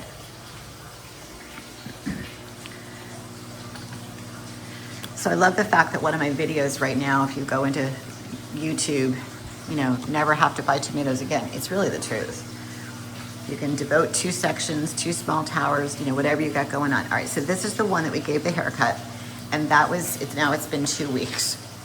Look how it's filled in. We didn't damage it. There's nothing wrong with it. It's just, it's maturing. It's growing new foliage, which will give you new flowers. That's right there and right there. A whole new cluster there. So I would say probably within the next 2 weeks, these guys will ripen up, the ones we wanted to get nice and ripe. I've been harvesting pretty much every day or every other day off of this tower. We got to leave. Let me show you this. I'm going to move this and show you something. So I have a leaf right here that's spotted. It's got, you know, looks like it's got some fungus to it or something. It might, or it might just be that the light was too close. And nothing else around it. It's just that one leaf. So I'm just gonna, I picked it off and I'm gonna adjust the light. I was trying to just get the fruit that's around it to ripen. So let me just pull out, extend this just a little bit so you guys get a better shot. But I swear this seed is, you can't kill this thing. It's like a weed. If you keep the nutrients right where they should be, download that PDF if you need it, pH around 6. This tomato is bulletproof. And you can go and get the seed packet in towergardeningmadeeasy.com. It's right there scrolling at the bottom of your screen. It's not a clickable link, but you can copy it and go there in your browser. So here's our broccoli. I feel like it's getting a little bit bigger. Leaves are advancing. They're not quite at the trellis level, but getting there. Just get up close so you guys can see. That's really nice right there. Nice and big. I'm gonna switch the screen back over to this left side so you guys can get a better shot. Let's go left. Good. All right. And I can see comments, so feel free to let me know what you're thinking. If you've got any questions. I left the question about the lettuce. That was really great the other day. If you need some help, just let me know. But that's kind of the status of this. I'm going to be checking. I'm looking at this one right here on the inside. Just, I'm going to go lower and then just kind of, yeah, there we go. There's the money shot right there. I just love the fact that these stems are getting thicker. You can just see the growth of it. You can see all the new foliage, and it looks really, really good. You don't notice it straight on, but on that side shot right there, you notice the thickness of the broccoli coming in, which is good. And and it's very, I don't want to pull the leaves, but when I rub my fingers on the leaves, you do smell a little bit of the broccoli smell. So I'm just glad it's not cabbage. I'm not a fan of cabbage. All right, I'm gonna skip the big boy just for a quick second because I'm gonna drag the can. Wait until you see the zucchini that's on this. I wasn't around yesterday, so I needed to just leave it. I needed to go. But, one extra day, this thing just gets mana. So we're gonna pull it. We're gonna do it live, and I'm gonna make it up because remember, just since it was last Saturday, the internet went down, so I was on the floor and I'm trying to harvest things. I'm trying to harvest it, and I brought the seed can down. I got this one down there, the seed can down, and I twisted one off. And then I went to go look because there wasn't a computer down here. It didn't take. So you guys totally missed that money shot. And I was like, no. So, but it's not gonna happen today because I've got it, on here that will get looped. And then you'll also be able to see, because I can see that all of the cameras are working. All right, let's do lettuce first. We'll come back to that. And we'll skip the zucchini too. We're gonna go here first. We got projects. All right. This lettuce is looking good. I gotta get under. I'm just feeling, you get that feeling. You get that feeling, guys, like I gotta do this or I gotta check this. And then you wake up in the middle of the night and you're just it's gotta go on the list and I can't forget. That was me about the lettuce tower because I don't throw the lettuce out. I go and, give it to the horses or the bunnies. But I can just see like underneath, it's not getting the light that it needs. This is still, viable. This is still, you could still eat this. Well, maybe not some of the ones underneath, but I need to have some lettuce. Like I don't want to go out. I'm really trying to come up with a system where I can just keep pulling from underneath. So it doesn't get gooey. And then I can just kind of pull when I need it. So I've got 4. I want to show you what I mean. So I want to get up underneath. Let me move this light and see. This has been in here a hot minute, so I know what's going to happen because there's, you've got the water that gets in there. Can you guys see right there? Yes, you can. You just move it over just a little bit more. Do you see what I mean right here? Those are still good. But underneath, because there's no airflow, there's no light, and you've got moisture coming from the net pot every 45 minutes. So it's going to just die. So what I like to do is I kind of lift it up a little bit, and then I'll just pull it and toss it. Oh, I'm throwing that good leaf out, but that's okay. But do you see what I mean? It just gets gooey. So, and then of course, there's a million leaves. So you come back and one's dying and then you think, oh no, the whole thing's dying. It's not. So I'm gonna actually, let's work on this for just a minute because I really don't want to have to take this out. I need lettuce. So we did that side. So the top part looks good. You never really wanted, if you only have a couple sections devoted in your tower to lettuce, you never want to pull from the crown. And look at me, I'm pruning. I'm pruning from the crown.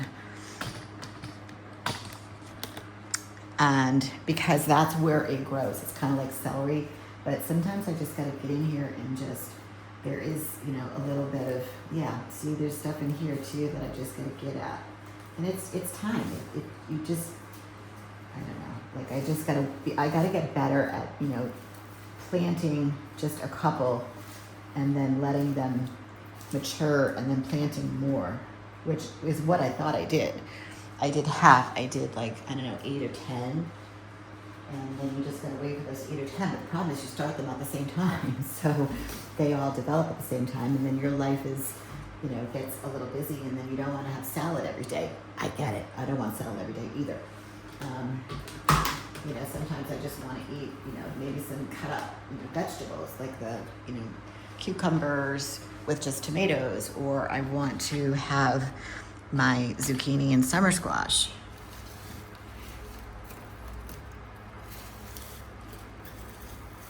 Okay, so this underneath looks pretty good. And see how I have the babies here? So we've got 1, 2, and then let me let me go to the bottom because there's 2 on the bottom. And I'm gonna bring the garbage over because we may need it. There we go. You definitely don't want to waste food. Like, it's just me and my husband, so I'm just trying to find the right, maybe what I should do. Honestly, this is actually a good thing because eventually I'm gonna have to turn over. Just back up a minute, make sure you can hurry up. That celery is, put the celery on this tower. Put it like around here. That actually could be a little project. Because the celery is relatively easy to move, and then pop it around the top, and then, because the lettuce really isn't very dirty, it doesn't create those massive root balls that you see with the zucchini and summer squash, and even the cucumbers. The root system is pretty aggressive, but lettuce is pretty benign. Like when you pop that net pot out, what you're pulling out is really what exists. And when I look deep down in the sections, I don't see any algae. There's no algae on the bottom of the tower. So maybe we add that to the list today. Maybe. Because I do think that the tower with this summer squash, once the other one gets up and running, which it looks pretty good right now, I'm gonna have to flip that over. So that could be a way to save that celery because it's in really good shape and it's super, super yummy. So I don't wanna upset that, and I don't want to start over. So maybe we're gonna do that, and maybe we might do it like right now. Let me finish just checking the bottoms of these, and then I think that could be. I think that's what we're gonna do. I was thinking on the fly, like, see, here's some rot right here. All right, this whole thing's gonna come out because it's got a lot of rot in the back. So let me just go ahead and pull the net pot out. You'll be able to see the roots. And there's browning. It's not happy, and that's okay. So this is what I was talking about. You can see the root. It's fine, but look at, it's just been in there. And I haven't been able to, eat it. So I'm just gonna go upside down. Let me give a little shaky. Ladybugs like to hang out in the lettuce, so I don't want to throw any of them away. And it's a clean break. So when I pull the net pot out, it's a nice clean break there. Okay, so I think, you know what, not sure I have time to go up into Castle Hill. Maybe. I'm gonna go get a container. Again, I hate to waste.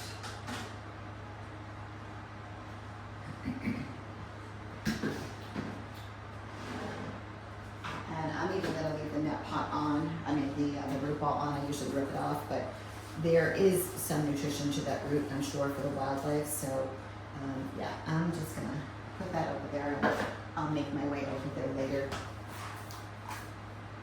and toss it over the fence. I go over this wall and feed them. They're so pretty too, oh my gosh. And we'll put this net pot over here. All right. So I think this guy was okay. This guy is in there. That one's okay. I'm gonna pick from that just because it's got some really beautiful leaves. You can see right here that red coming in. So yeah, now I'm happy with that. Let me just, yeah. There is a little lettuce that I put in the top. Let me just pop them out because we're gonna move that celery.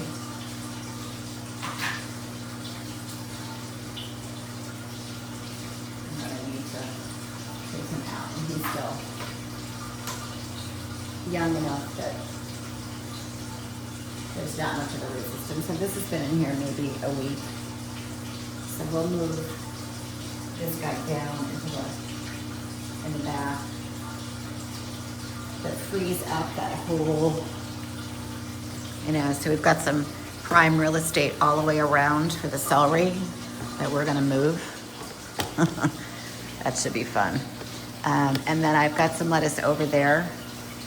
These guys I'll use up by the end of the weekend. And if I don't, I'll feed them to the horses. All right.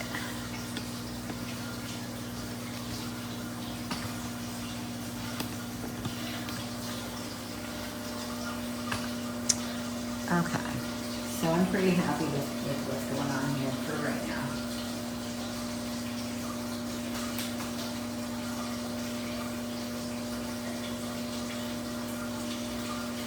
We'll leave it.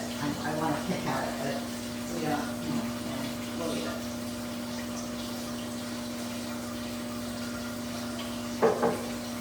Hope you guys have some good plans for the weekend.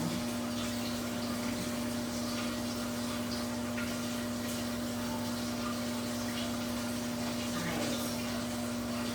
Let's bring the right screen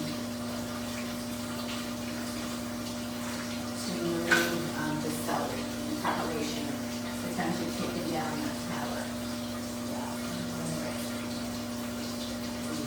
We will bring it down. Yes. If I do this, I'll move this window.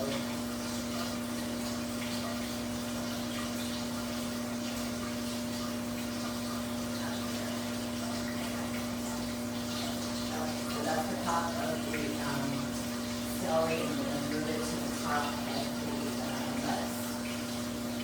Aren't these screens super cool? So I'm able to do this close up.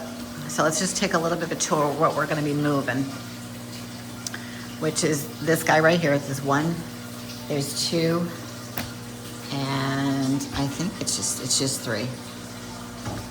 Okay. And we'll put them right at the top of this guy in preparation.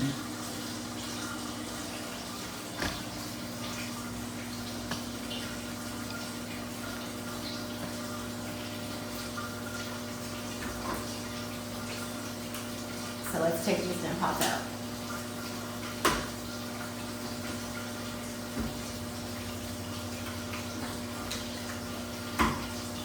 There's one.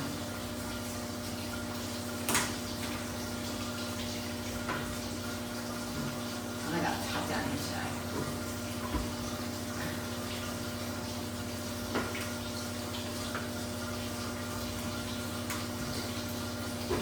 Wow. This doesn't quite count. Oh, these might be the new ones I bought. They're not broken in yet.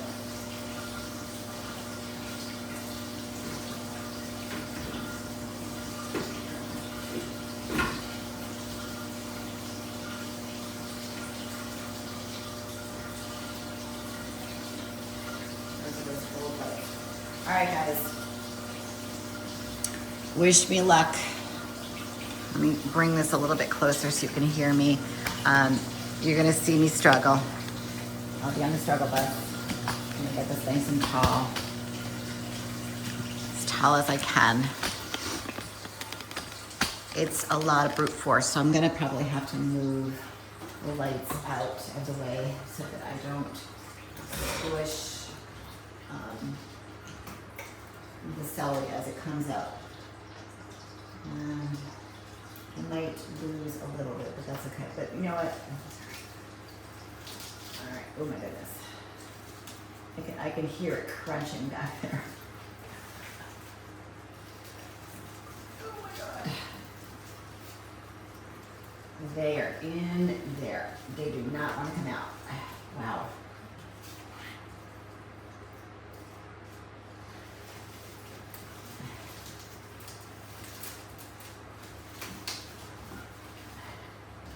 Wow. Okay.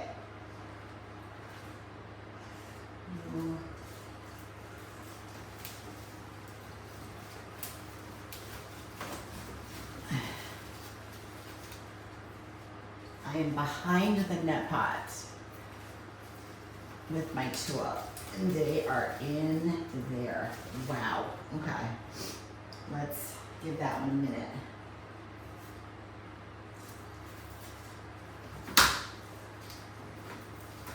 I think this one will be a little bit easier. Ooh, yes. All right, and I'm gonna pull as much root as I can.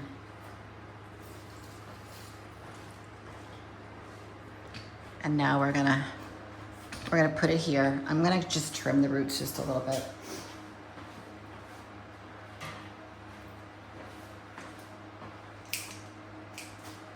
They look healthy. They look healthy. So we'll go here with this one. This was the skinny one. There's no root rot. I'm putting it backwards. All the roots are really blonde. So don't worry about that. There we go. And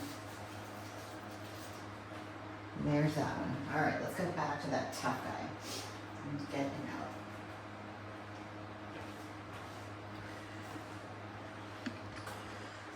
Here we go, round 2. I'm gonna go back and struggle some more. Wow. I broke a little bit, and that's okay. If anything, it's gonna give me an opportunity to put some of these in the back that are next to the lights. It's gonna come out. I'm gonna make it. Problem is the summer squash is in the way, so I can't put my clip into it. But I can see the angle of this and guide it in the back. Wow. That one is in there. I don't want to break the tower.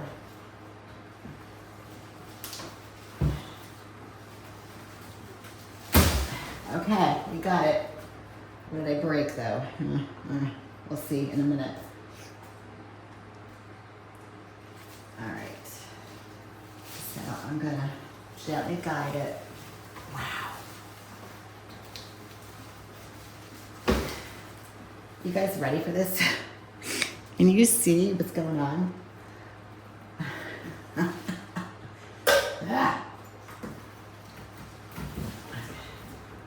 Yeah, the root system is pretty aggressive. I'm gonna clip the back before we put this in. I think I'm gonna keep it away from the light too.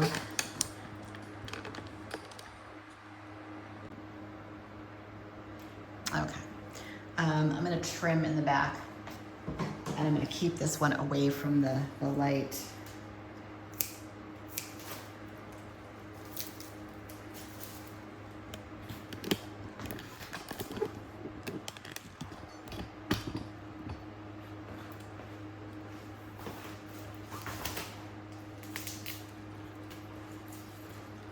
Just hold it there for a second so you can see.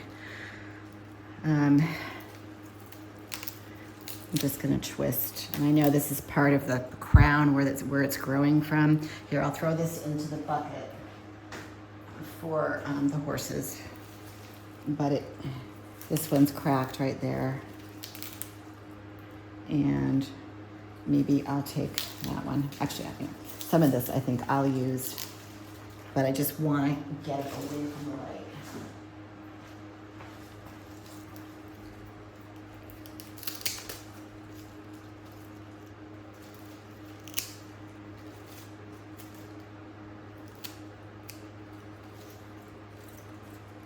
Okay. All right, so we've got enough root there to go ahead and put it onto this side.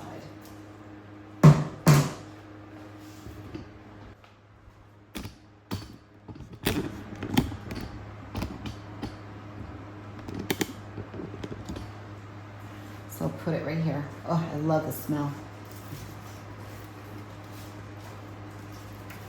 So by chipping away that back section,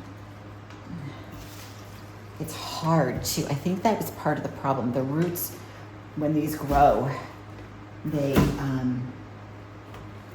don't even think I can click that in, maybe,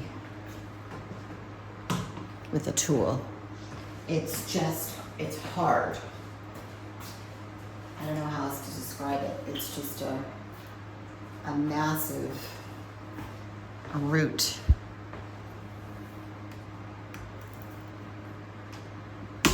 There we go, okay. And then we'll angle the light away.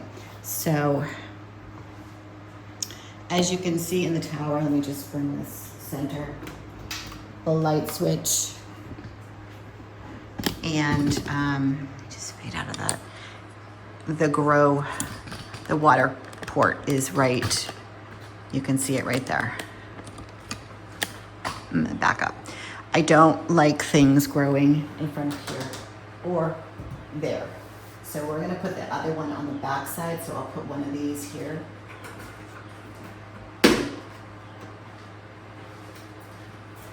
I'll take out that net pot.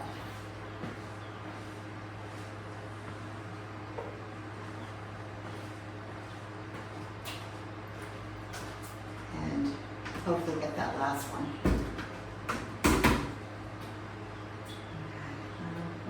There. I want to take a peek on the inside. Looks okay, it looks clean. No algae, no mineral buildup, so that's a good thing. All right, so we're gonna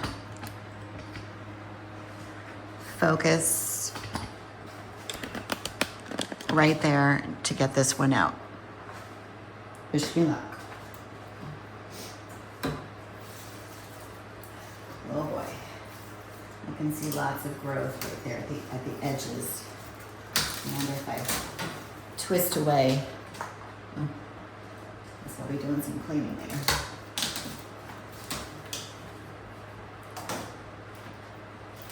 So funny, I came down here with one agenda, and now I am just switching my whole, I'm gonna have to get my hands up behind this. This is like, wow. I don't, ooh, I'm breathing.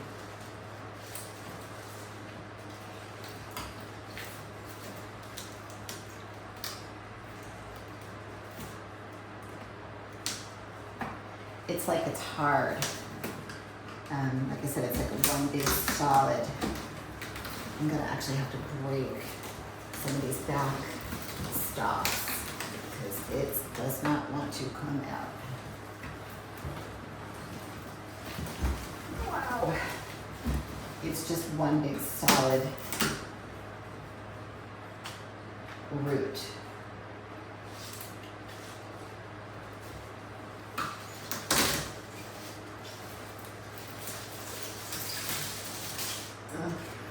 Well, I've got some to eat. I'll give some away and I'll munch on some. All right, here we go.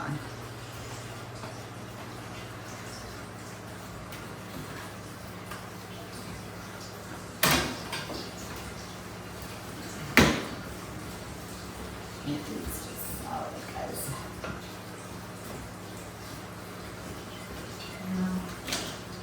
Yeah.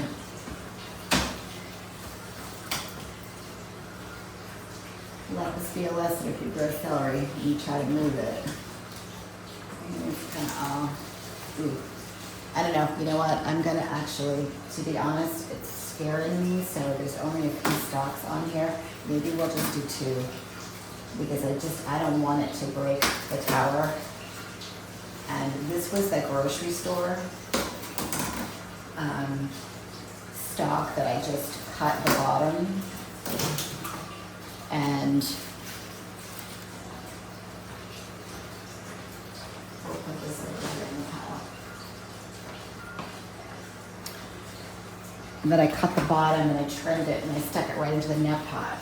But I guess moving forward, when it starts to grow like that, I'm going to, I'll have to take it out hasn't been in here very long,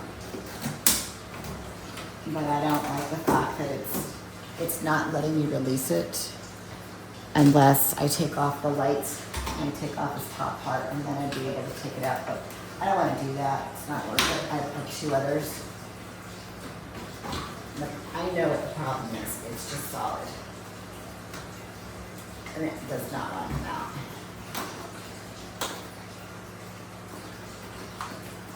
Wow.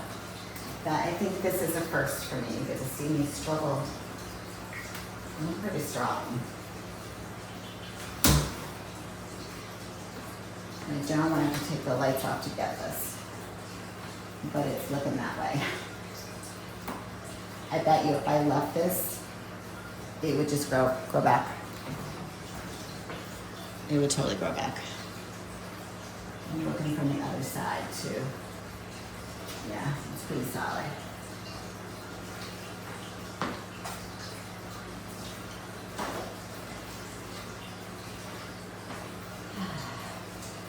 Always something.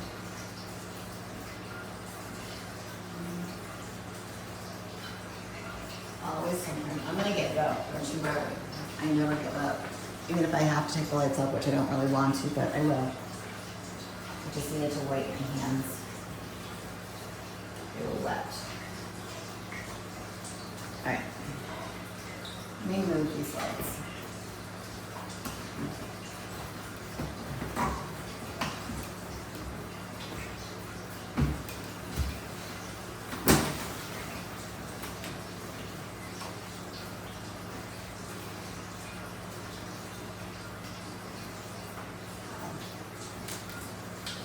Wow. This is a first. And it's the top one. So remember how I talked about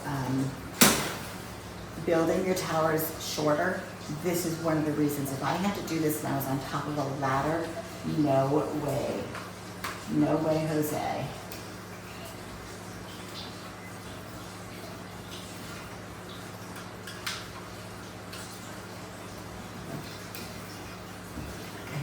Bend the roots that are down there, like almost break them.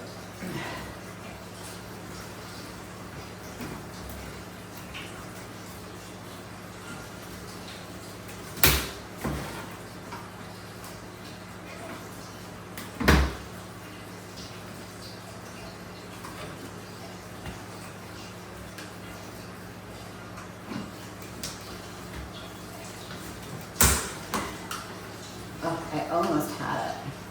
Let me slide it back this way.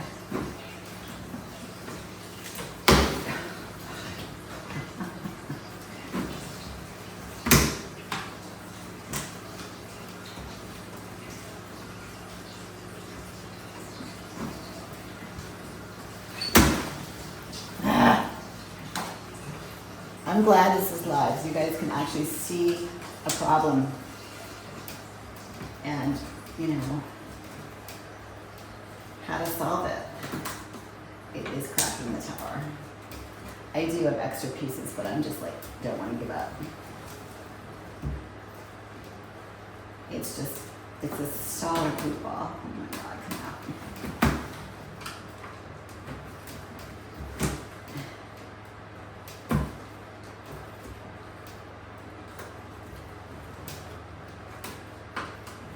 It's getting compacted. Okay, I think, wait, hold on.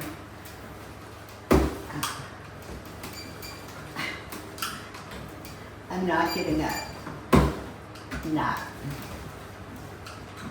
Not a quitter. You will come out. You will come out. It's coming. My hands are wet. Let me just wipe them again.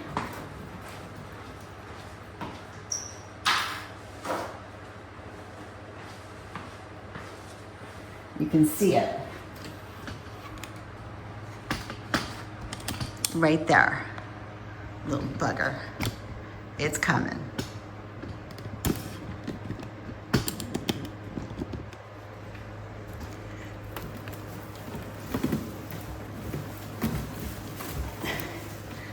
Wow. This is a first. And let that be a lesson for growing celery. All right. Well, let me just bring this over so you can see. So celery, it grows down or it grows in. This is one huge rock.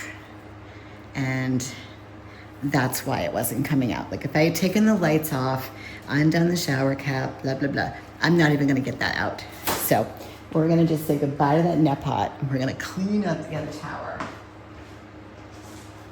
But just for shock and awe, I struggled. I did it for you guys. I just didn't want to take the lights off. Didn't want to deal with that. So we're gonna just deal with 2 versus 3. But I will say it's pretty clean in here. Pretty clean. I'm gonna show you.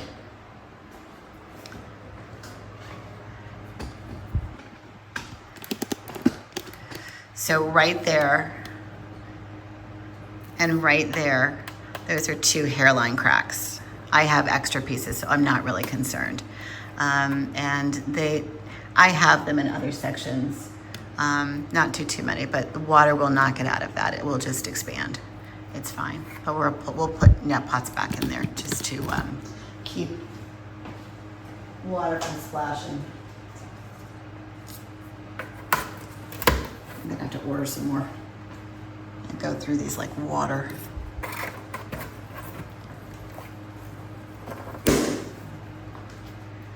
And I need one for this. Well, I'm glad, honestly, I'm glad that we did this because now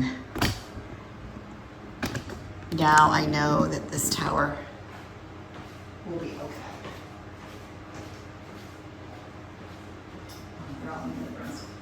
Let me clean this one. Here we go.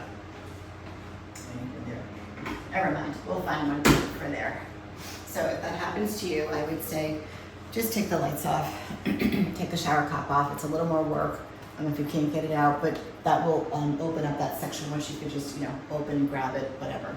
But they do go down, they do get aggressive, as you saw. So I'm glad that I did that for you.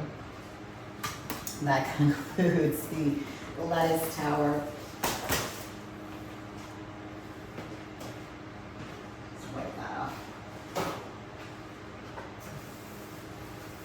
That wasn't in the program today, guys. Not at all. Just saying. But listen, that's the whole reason why I love the lot, because you just don't know what's going to come up. All right, so the lettuce tower is done. We moved the celery in anticipation of turning this tower over at some point, the summer squash tower. And now we can move this guy back into place.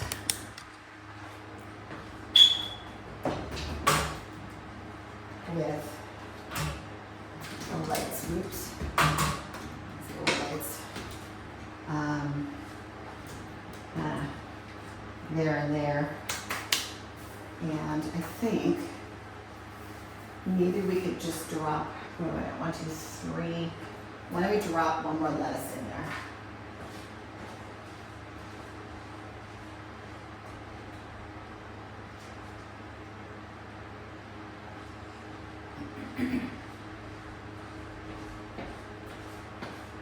We'll put this one there. We can always move it if we need to. All right, so I really do think that this tower is good for today. Well, let's move on. Let's take a look at the summer squash that we transplanted, moved around the real estate. I do see a couple leaves that we can pick off that we probably should.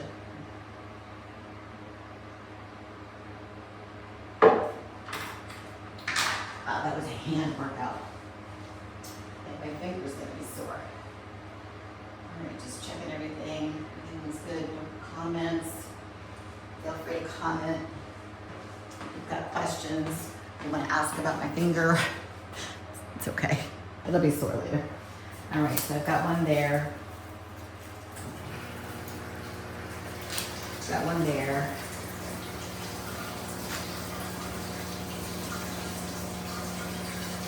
There's one underneath here that's just in that right in.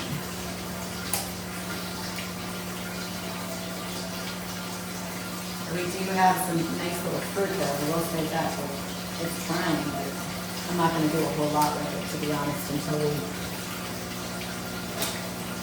get both flowers. I've got plenty on the other tower, so let me just go to this side. Let me clip these and then we'll bring around for a close-up. I don't know, this front guy, I don't know if I'll make it. We'll see. We'll give it some time. I'm going to do a quick little nutrient check.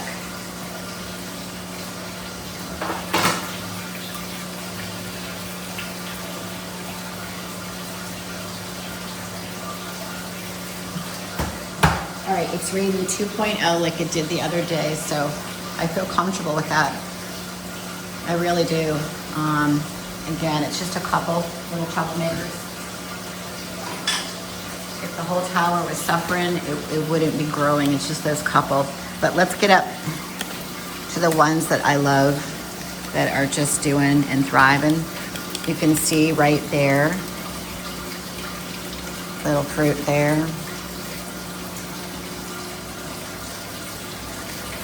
And right in there. But again, I don't know. They're just so adorable. Will they actually become anything? There's a bigger one right there. Probably not. I'll wait till the plant gets a little bigger. Might cut that leaf.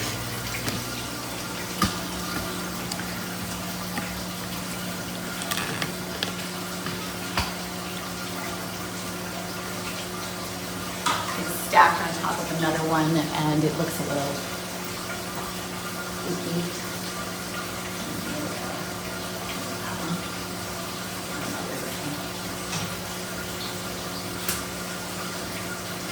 It's not bad, but I just know where it's headed because it's bent up and it's stacking, so that means it's not getting air, it's not getting light. And I'll give it a couple more days and it's not gonna be good. All right, so let's move on. Let's go back to the summer squash. Wow, that looks so different without the celery right there. It looks kind of naked on top and disformed over there. But, you know, we've got, let me just back up here.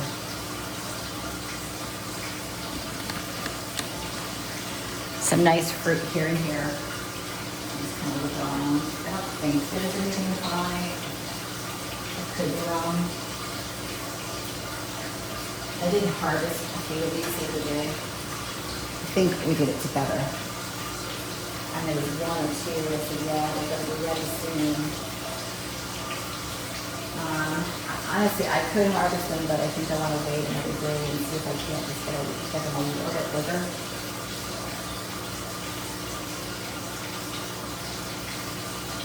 But all in all, it's pretty good.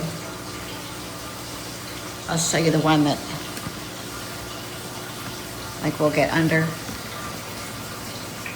Like these guys right here. Just a little bit bigger. I just like to push it, you know, otherwise let's get underneath.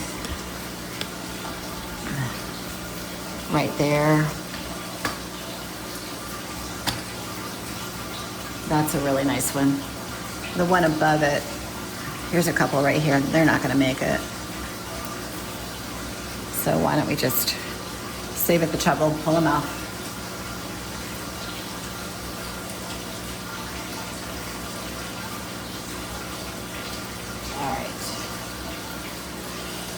So that's kind of all she wrote for that tower. And again, once we get the other one up and running, this guy, we'll go ahead and turn this one over and start again.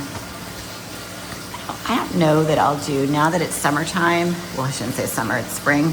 Now that it's springtime, to be honest, I can start to grow some of the stuff outside.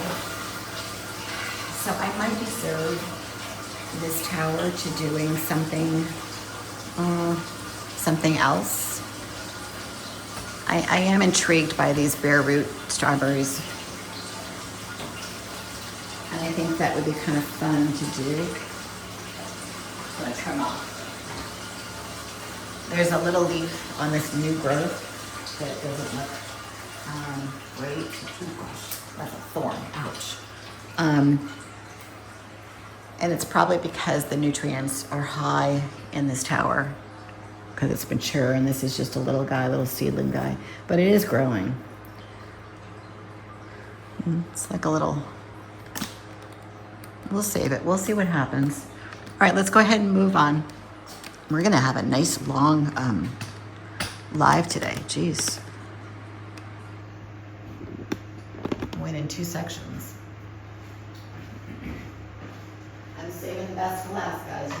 You're definitely gonna wanna hang on. You're definitely gonna wanna hang on.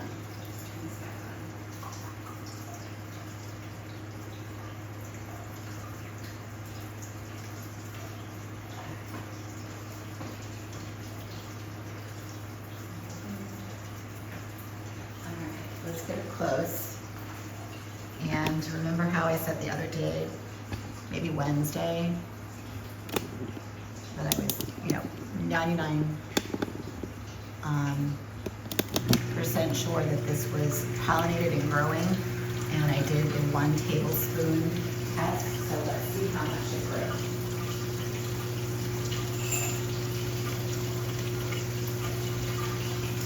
So if you go back in that light, you're going to see, if you go just fast forward to there's a little leaf right there.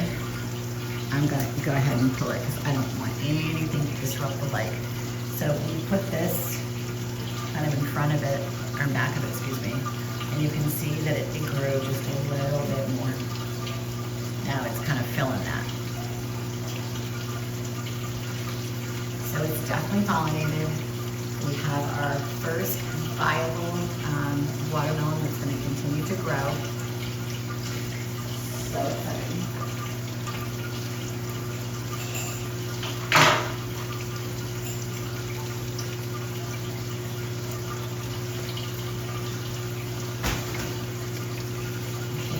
I can't tell you how happy that makes me because I was waiting and I've been pollinating like crazy.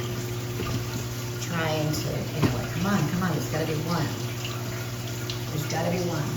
And there is. I think there's a couple. I'm just gonna bring this light over here. This one looks like it.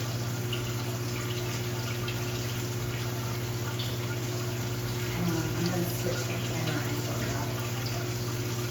Hopefully,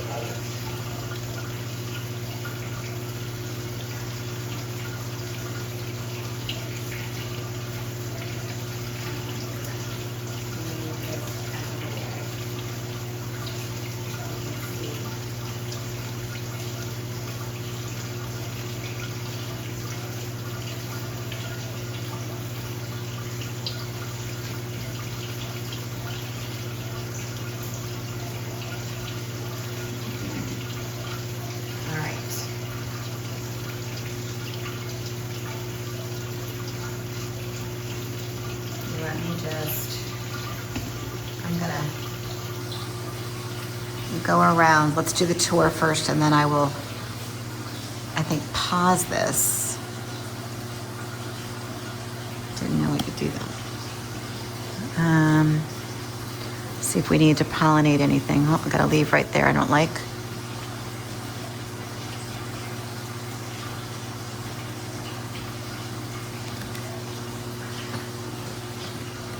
There, so that little watermelon that was over in that area, let me just go in the back. See how it grew over the past couple of days, and now it's shifting.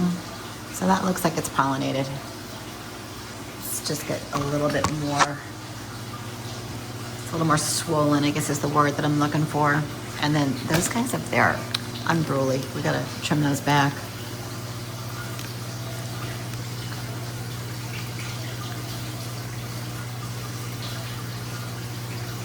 But I'm really, really happy about that.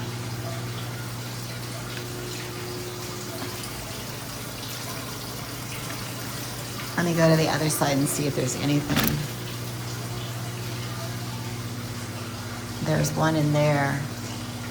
Jury's still out though because the color just seems a little, there's lines, but it looks too like a lime green.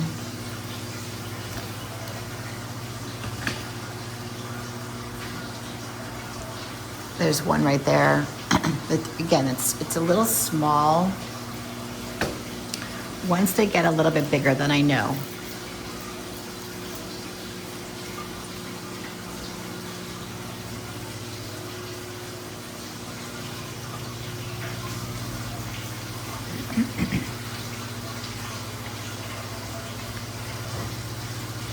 I don't see anything back here.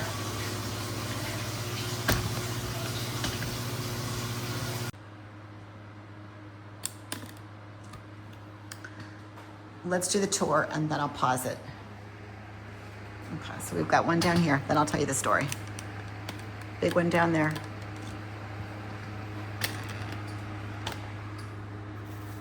Big one back there, and then there's one kind of above it. All different stages.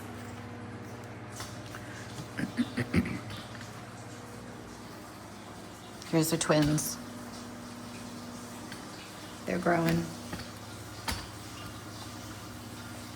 Oh, wow. So backside of the twins there, and then these guys here, and then there. Got some, I know I pollinated some stuff down in that area. And then there's one way back there. Let me just try to zoom in. Right there. And then these guys, these are the ones that Libby is barking at because they're right next to her perch.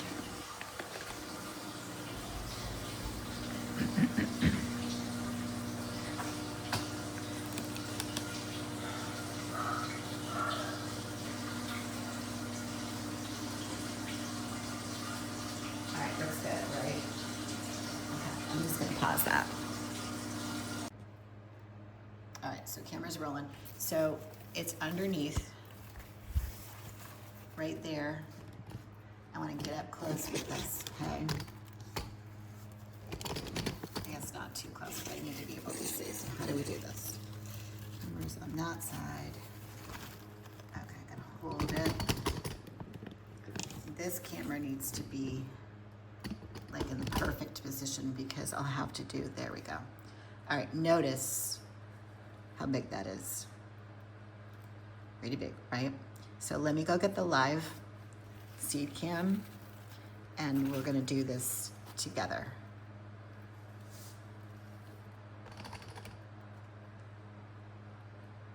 It's huge. And I just really hope that we don't break that stem. All right, so bear with me. Oh, good, so it stayed like that. Yes, yes, yes. All right, guys. I'm so excited.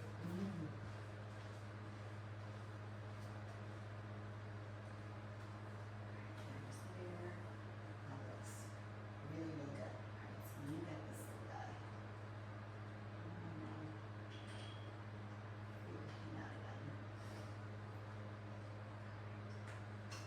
So we know, make sure that it's right.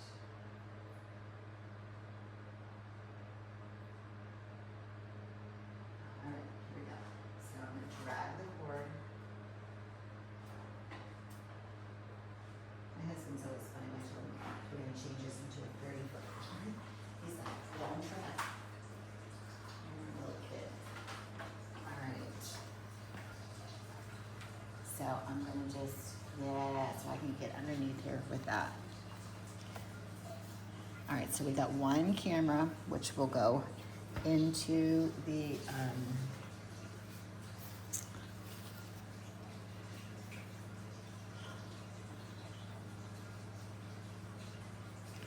I'm gonna do my best, guys, because the computer's way over there.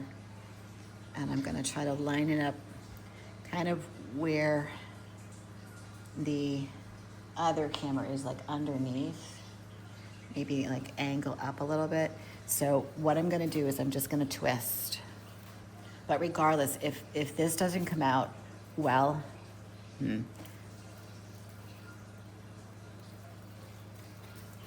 I'm twisting. Okay, I feel the break. I'm gonna just try, do my best. You're gonna see it on the camera, but I'm really hoping. A little twist, a little twist. Oh, oh my God. Look at that. That is a monster. So we'll go there with that. And there. I'll bring it over.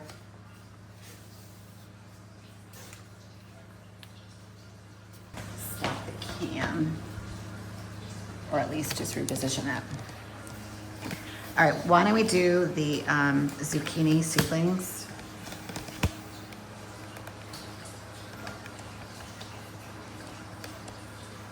And I'm just gonna put them, let me just take a peek.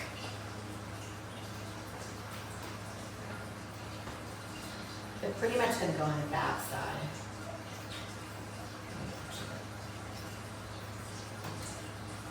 Yeah. I mean, you know what I could do, but I just feel like the nutrients in the big boys too much for them. So I've got up putting them on top to get a little established. I could do that and then leave them for any to knock off. I'll spin the tower so you can see what I'm doing. All right, I got the seedlings, got the rock wall. I'll put this over here. Let me just make sure you guys can see me. Let's move this window down just a little bit.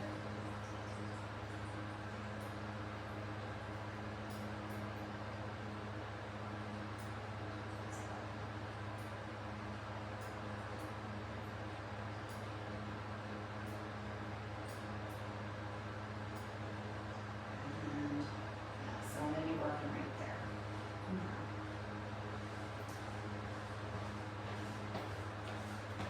And we'll keep this video going so you can see me. So let me spin this tower so you can see where I'm gonna put them.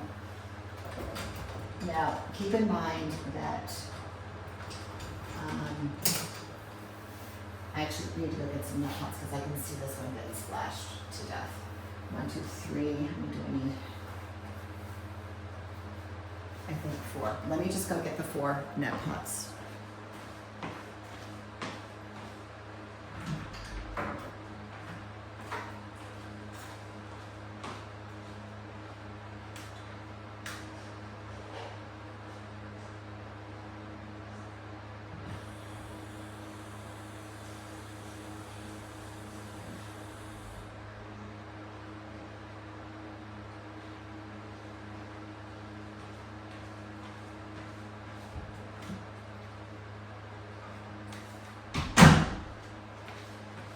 You don't really want to have a lot of open ports, guys, just for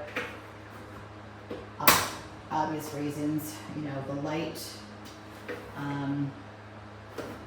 getting into the bottom is 1. 2, it will also deter the splashing, and I can see one of the leaves on the very bottom getting splashed. Oh, I think I can get 4. No? I guess not. We'll save it because if there's one, I know there's one somewhere. Oh, down there. Let's put it on the lettuce tower. Okay. I'm going to put these zucchini seedlings in here, but know that I'm probably going to have to move them around.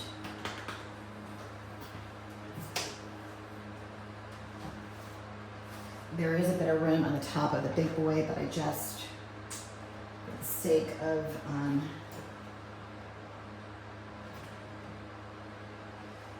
they're gonna get shadowed real fast. I'm gonna pop them in, And then I'll do the support. Because remember, they're top heavy. So I'm going to put him up here.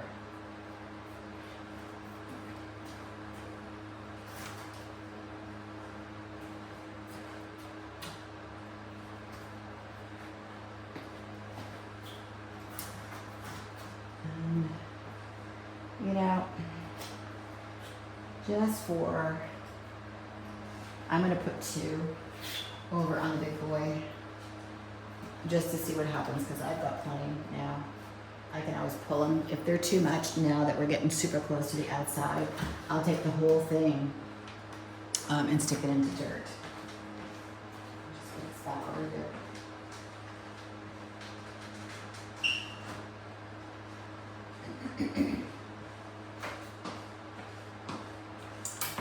Now, what I like to do with the rock wall, it's better when you do it dry, but it's okay if it's wet. On the top heavy guy, you've got about 1 inch on either side of the top of the net pot to where the rock wall is. And I'm gonna just go ahead and just give it a good squish. Let it get some of that moisture from the rock wall and then just support it up. You want the stem to be supported so that when it does come forward with the weight of the leaves, the second, third, and fourth leaves, that it could start to, it almost self-propagates and will start to grow around into the top of the rock wall over time. Doesn't happen right away. Put that there. I think those guys in the big boy that I just put right there are okay. So you see how easy and fast that was. 1, 2, 3, 4. Yeah, so we got them all. Will they actually stay in these positions? Probably not. Like these guys right here, I'll have to move them around. So.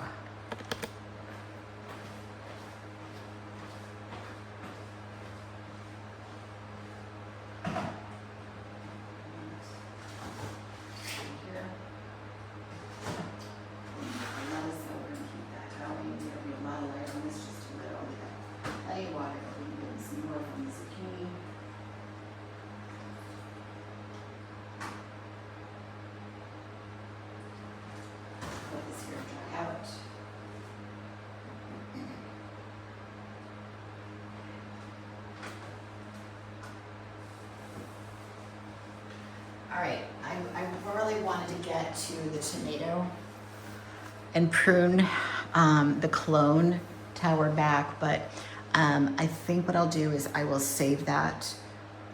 We'll see what the weather is in the morning for tomorrow. Definitely not Sunday because that will be the water pH in nutrient days, so maybe we put that off until Monday. It's not like crucial.